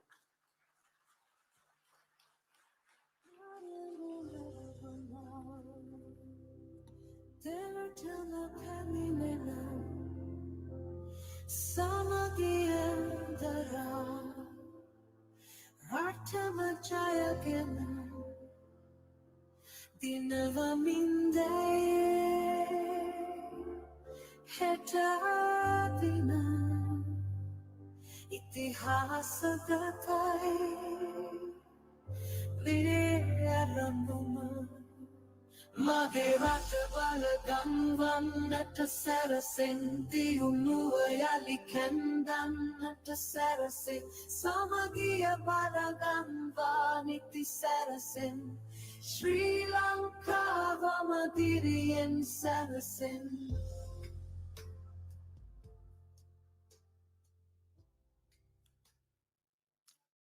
Ladies and gentlemen, we are happy our president is here. I would call him our president. Because when we started, there was a perception that there were 3 front runners. Now there is only one front runner, and the others are just runners. So I'm so happy to continue with our president here. I like to tell you all, you experimented in 2019. That experiment failed miserably. We crashed. There are countries that have collapsed more than once for choosing the wrong government, the wrong leaders. We could collapse again if you make that wrong choice. That's how dangerous it is. That's how important this election is. In Sri Lanka, in the king's days, one of the greatest rulers, one of the greatest kings who ruled Sri Lanka was Mahaparakrama Bahu in the period of 1153 up to 1186. He was the first king. He was the first ruler in Sri Lanka to set up export processing zones in Dakshina Lanka. He set up the EPZ, export processing zones, and it was called Antaranga Durya. The Antaranga Durya had special officials to manage it. That's how far the king thought.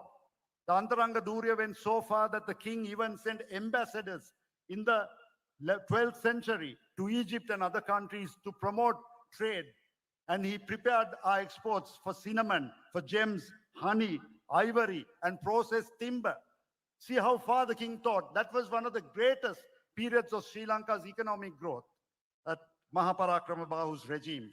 What I would like to tell you is, for what Honorable Harsha De Silva and Honorable Eran Vikramaratne presented, the blueprint, a model that is practical, that can move this country to another dimension. We have an opportunity with a president, with a leader such as Sajit Premadasa, an era beyond that of Mahaparakrama Bahu's reign, an era to capture the world market, an era of inclusive growth and shared prosperity. Sajit Premadasa for president. Thank you.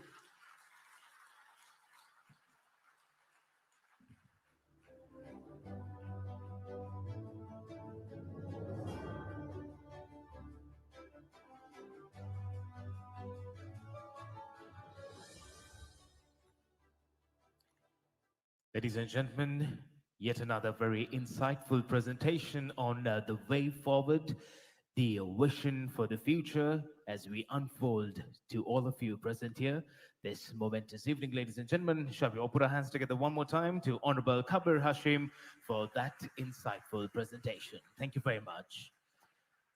With that, ladies and gentlemen, it is, of course, as witnessed, we do have with us a very special guest joining in, and I would like to take this moment to welcome the Honorable Opposition Leader, of course, Sachit Premadasa, and the leader of the Samagi Jana Sandhya. Ladies and gentlemen, a big round of applause. Let's all put our hands together and welcome him. Dear Sri Lankans, we stand at a crossroads that will define our future and the future of our children.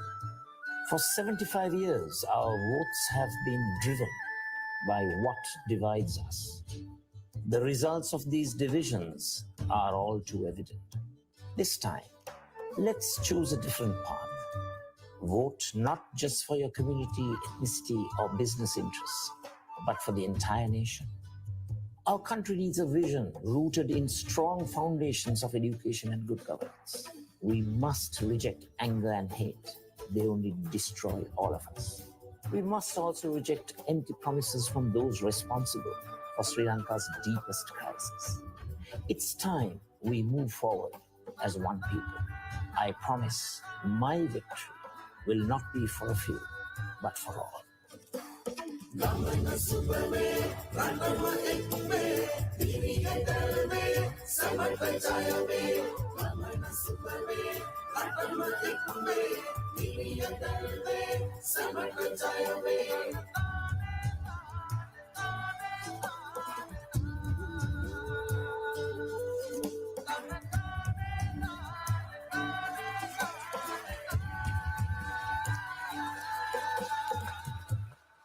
May we all win.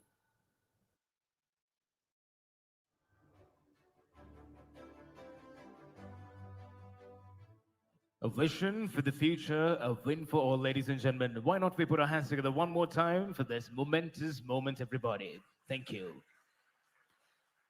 With that, we move on to one of the most awaited, and that is when it is time for us to unveil and reveal to you SJP's Blueprint 3.0. To do the honors, very humbly and respectfully, I would like to invite Honorable Sachit Premadasa, the opposition leader and the leader of the Samagi Jana Sandhya, on stage to do the honors of the unveiling this evening, ladies and gentlemen. Alongside, I would also like to very humbly and respectfully invite Dr. Harsha De Silva, Honorable Edran Vikramratne, alongside Honorable Kabir Hashim on stage as well. Ladies and gentlemen, let's all put our hands together to this momentous moment.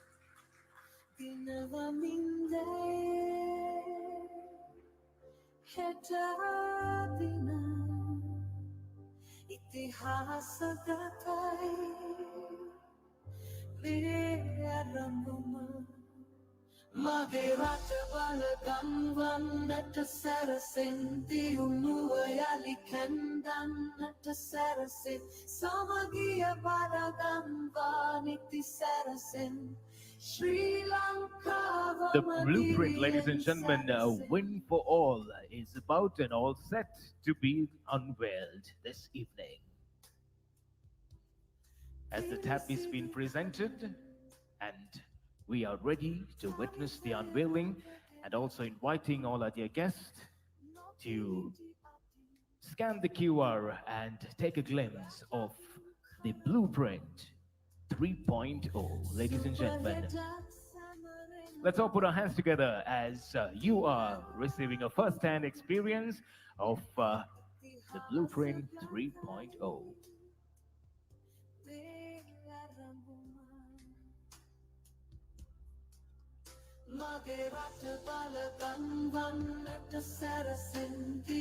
Once again, we'd like to request the audience, you could scan the QR code which is visible on the screen and take a glimpse of this momentous blueprint.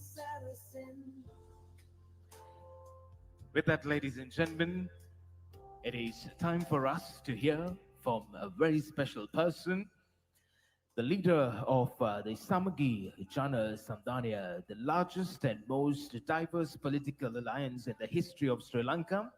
He served as the Deputy Minister of Health from the year 2001 to 2004 and the Minister of Housing from 2015 to 2019. He's a graduate of the London School of Economics and Political Science of the University of London. His degree has covered the areas of economics, politics, and international relations. Also has had the rare distinction of interning in the US Senate working in its Foreign Relations Committee under Senator Larry Pressler from South Dakota, ladies and gentlemen. A veteran politician with 30 years of public service. Please put your hands together to Honorable Sajid Premadasa as he addresses this momentous evening.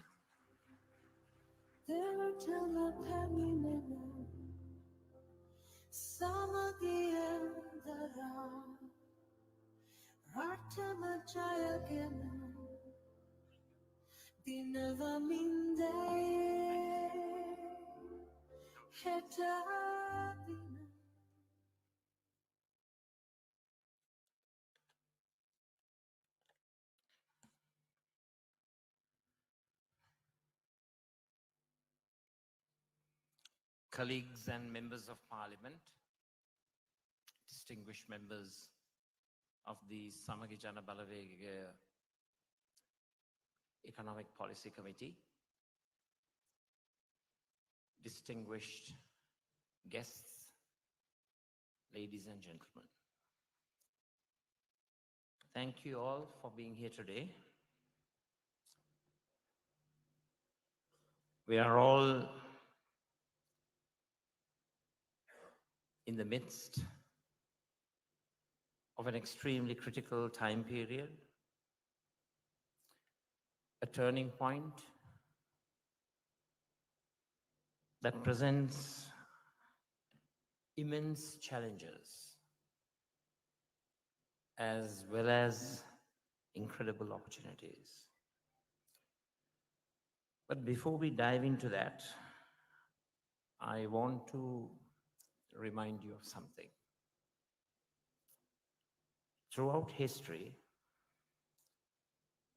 countries have faced the harsh realities of bankruptcy. They didn't just survive,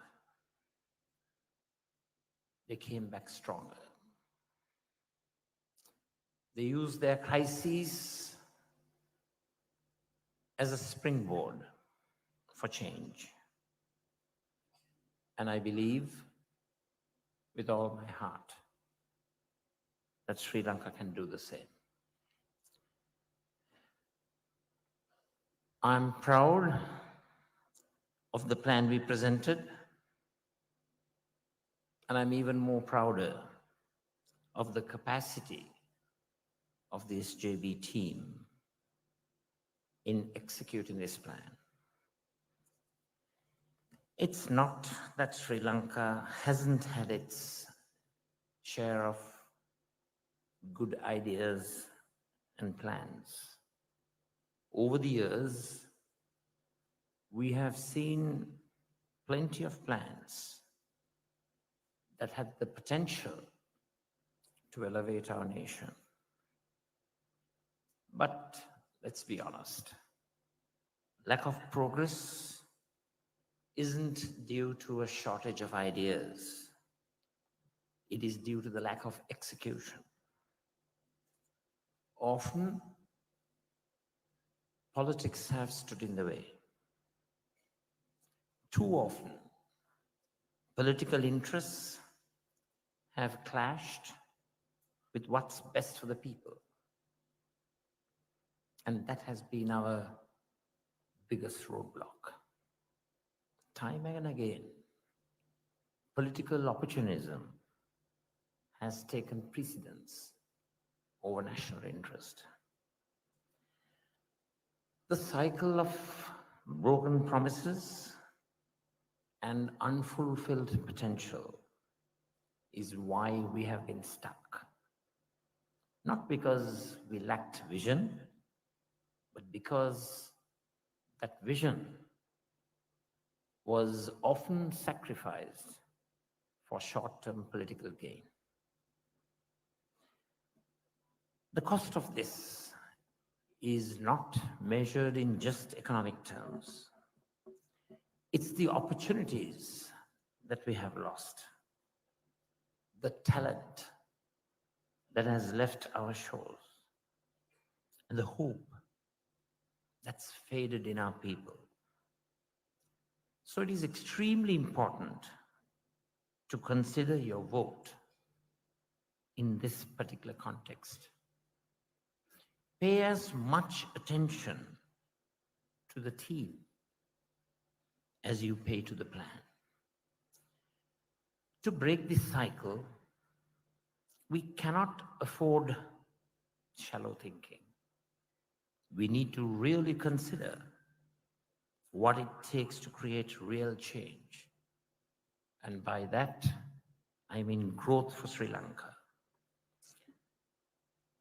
Political factions and political identities created through branding exercises are only driven by self-interest and hype. They cannot provide the kind of change that we need. We need a clear, unified mandate, not one that's constantly compromising and adapting at the expense of countries' development. We must commence with comprehensive constitutional change. The challenges we face are complex, deeply rooted, fundamental, and they require urgent structural reforms. Real change demands the collective will of a strong majority in parliament. There are no shortcuts. It's within this democratic framework that we can build a solid foundation, not just to address our current crises, but to safeguard the future generations to come. SJB is the only team with a clear plan. A strong team that possesses the political will to deliver the necessary reforms. And that is why today isn't just about presenting a political program. It's also showing you the blueprint for how we'll make these goals a reality. We stand firm in our integrity, and we urge you, especially in the business community, to think rationally. Look at the history of politics in Sri Lanka. A team that follows a leader only driven by self-interest and extreme selfishness will never have the political will to execute the constitutional reforms and the economic reforms needed to kickstart growth. It is why they cannot imagine anything beyond a measly 3% growth in the future. And we also have a team that promises system change without parliamentary strength to back it up. And they will not be able to deliver. Because we are all aware of the manner in which consistently, persistently, they have obstructed the much needed fundamental reforms which would have catapulted Sri Lanka into a country that would have achieved new industrialized status. So They will eat the empty words. As such, it is imperative for us to understand the next steps of change and educate ourselves on what it takes so that we are better informed. We simply don't have the luxury of time. Time is not on our side, and we cannot experiment.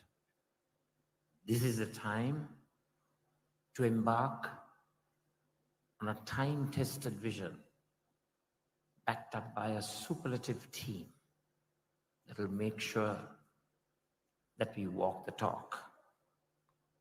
It is important that we have patience and also embrace the discomfort that comes with change.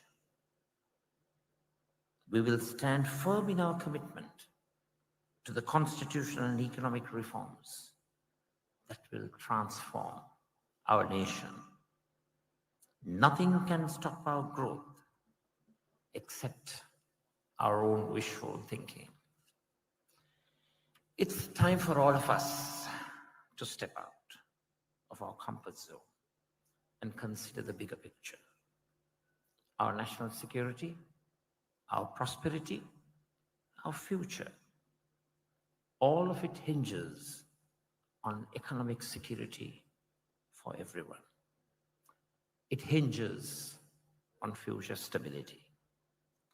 We promise you continuity and recovery along with change. Continue the excellent standards that we have achieved in certain sectors, but also embark upon path-breaking changes that are crucial if our country is to extricate itself from this present situation of despair. We promise to create robust engines of growth. We promise serious structural reforms, and we will ensure inclusive growth and shared prosperity. Anyone can make promises, but SJB possesses the only team that can deliver on this promise. So I urge all of you to go through the substance, the prescriptions provided in the blueprint, a blueprint that will take Sri Lanka towards prosperity. Thank you.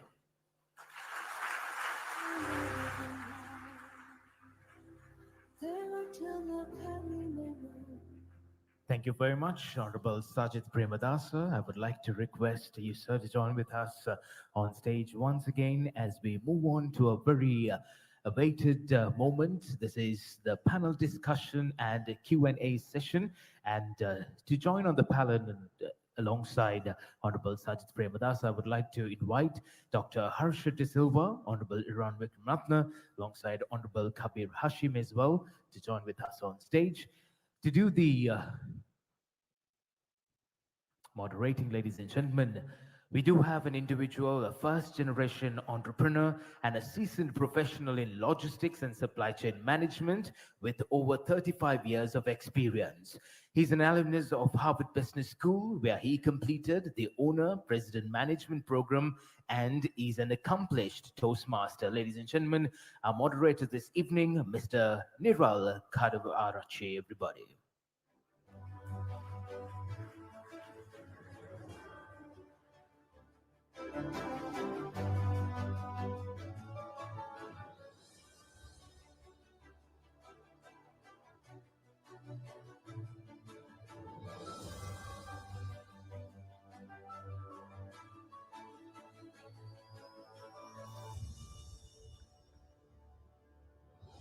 As we set up for the panel discussion, a very awaited moment on the Q&A as well, we'd like to once again remind that you could download the Blueprint 3.0, ladies and gentlemen, by scanning the QR code.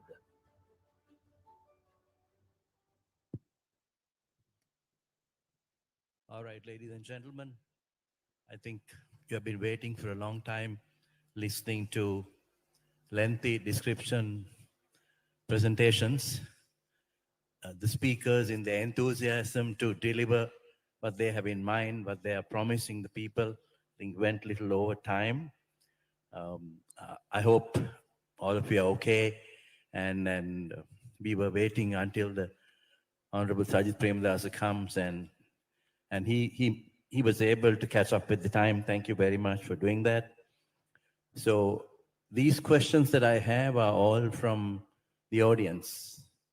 So there are about 9-10 questions. I have about 20-30 minutes to complete the Q&A session.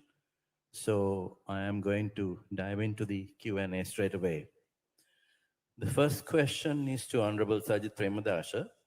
This question was asked by Anishka De Silva from the audience.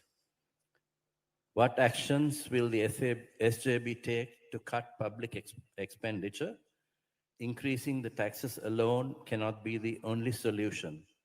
Over to you, sir. So we will take a very careful look at our expenditure programs. We will be very, very surgical in our approach in allocating resources to the priority items of the national development agenda.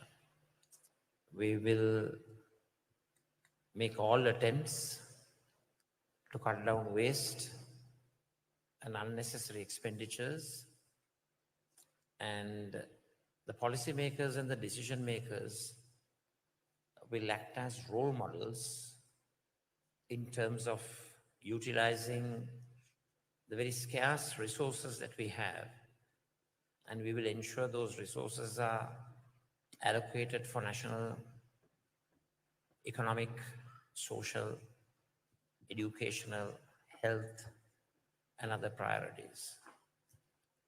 We will also make sure that there'll be adequate accountability and responsibility in expending the finite resources that we possess. It is very important that as temporary trustees, that we are very particular about the manner in which we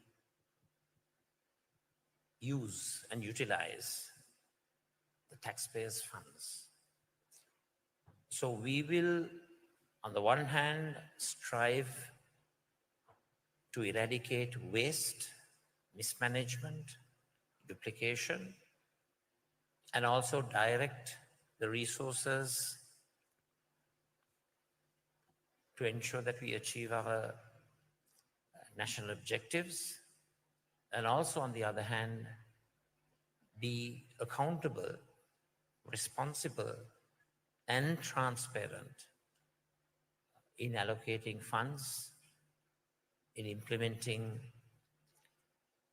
programs, and we will also have a very strong evaluation and monitoring mechanism to ensure that objectives are reached within a specified time span. So that's the way we will strive to ensure that government expenditure is controlled and managed in a manner that it contributes to the nation's prosperity. Thank you. Thank you very much. The next question is Honorable Harsha De Silva. The question is from Amira in the audience. This is a bit of a long question. I'll read that out to you. The youth aspire to be able to afford a vehicle, afford a housing lease, and afford a reasonable living. Our neighbor, India, has been able to make the economy bearable, while Sri Lankans are pushed against the wall and left to leave the country seeking a better future. What practical methods will you take to make the wishes of the youth attainable, and how soon will it be? Thank you. I mean that's the real issue, right? It's about our youth. It's about our kids. That's what I said. We hope to be able to hope our kids will be able to inherit something that they would love to live in, not to leave. So our whole effort, Niral, would be to try and help these people feel that we are on the right track. Things are not going to change overnight, right? I mean, today people see what others enjoy, TikTok, Instagram. They see not just here in India, but across the world. These are not things that,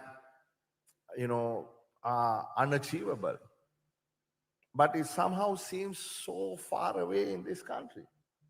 Young people, when they get married, would love to have a place of their own. But how many young people are able to buy an apartment, build a house? It's beyond the reach of young people. Nothing for less than 20, 30 million rupees, right? And go out in the periphery. Affording a house is impossible. What do they want? Like you said, to buy a car, small car. These are not unreasonable things. But if you can create wealth, if you can create opportunities so that these young people can be employed, that provide them with a decent salary at the end of the month, or provide opportunities for entrepreneurship, I guess then they'll feel like, look, my dreams may come true. They want to work hard, like Kabir's example. You can't just wait, do nothing, and demand, diyao, mata diyao. It's politically appealing. We are citizens of this country. Everybody will need to be given something. That's not how the world works. So we got to create opportunities. I think what we will do is to create those opportunities for young people to work hard and then enjoy the fruits of their hard work. Like Lee Kuan Yew, I think, said, unless you work hard, you will not achieve anything. Thank you, Harsha. The next question is to Honorable Iran Vikramaratne. The question is from Mohammed Dilshan in the audience. What will you do to change the corrupt system and also to create a healthy economy, not taxing the few individual taxpayers? I think it should be taxpayers, basically. What will you do to change the corrupt system and also create a healthy economy, not taxing the taxpayers?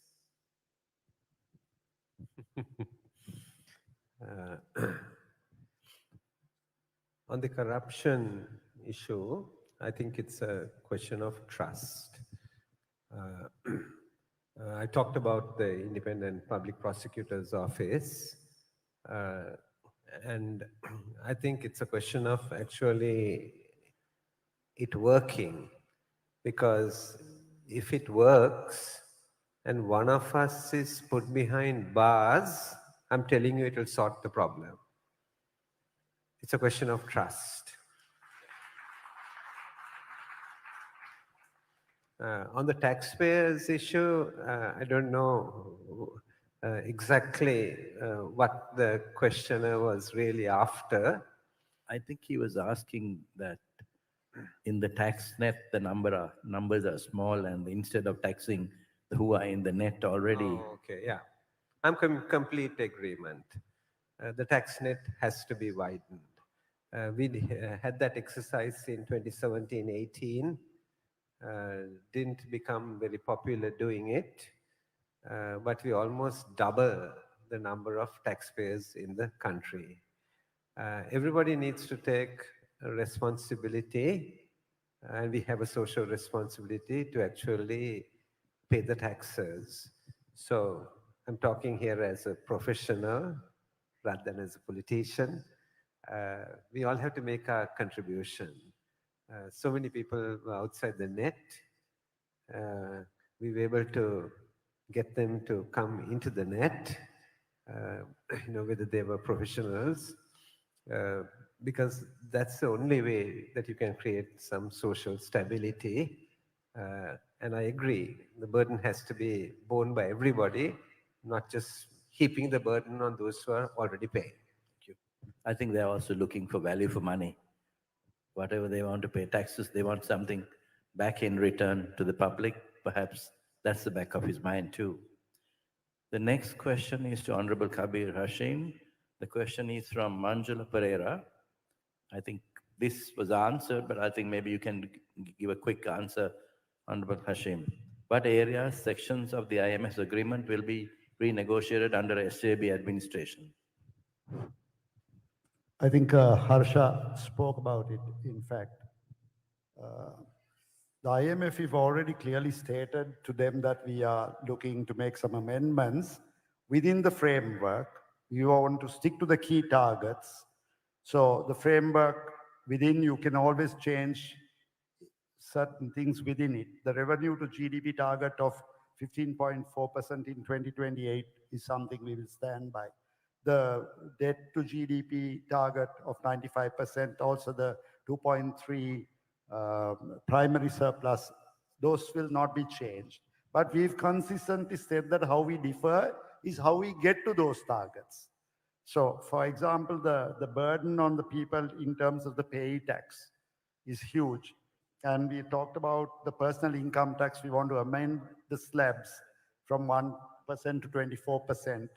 And for those under 500,000, that will give relief to a lot of people who are in the pay tax net. And for those over earning above a certain amount, 36% will still apply.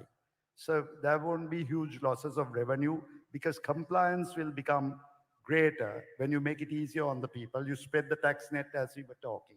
And also the imputed, also talking about the imputed rental tax on your household, the house that you're living in.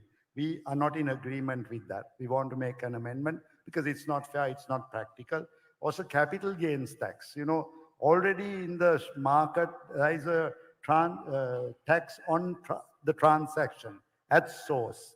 So having another additional capital gains tax is not it is going to be a problem because we need to incentivize the capital markets. Our capital markets are going to play a huge role because of the capex of 2%. Large infrastructure projects will have to be funded by public-private participation and from the equities market. So unless we support this, it won't be practical. So we've looked at these changes within the framework and it won't affect the agreement with IMF. I'm sure they will be able to accommodate our requests. Understood, very clear. I think this will be the last question. It is to Honorable Sadiq Premadasa. How are you going to tackle SOV reforms?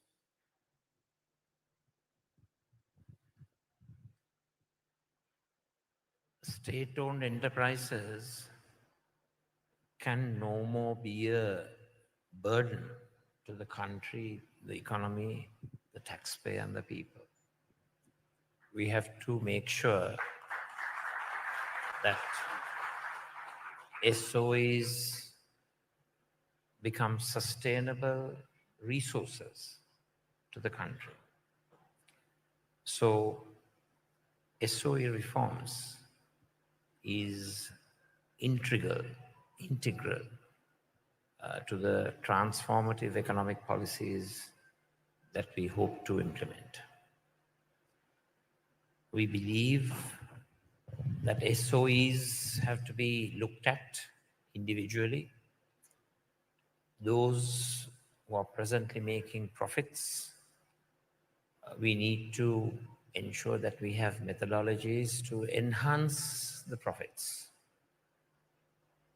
Those who are loss-making, we would look at models that exist in Singapore, the Temasek model, or the Khazana model, as you have in Malaysia, whereby the SOE reforms will be specific and targeted and ensure that they don't become a burden on the country.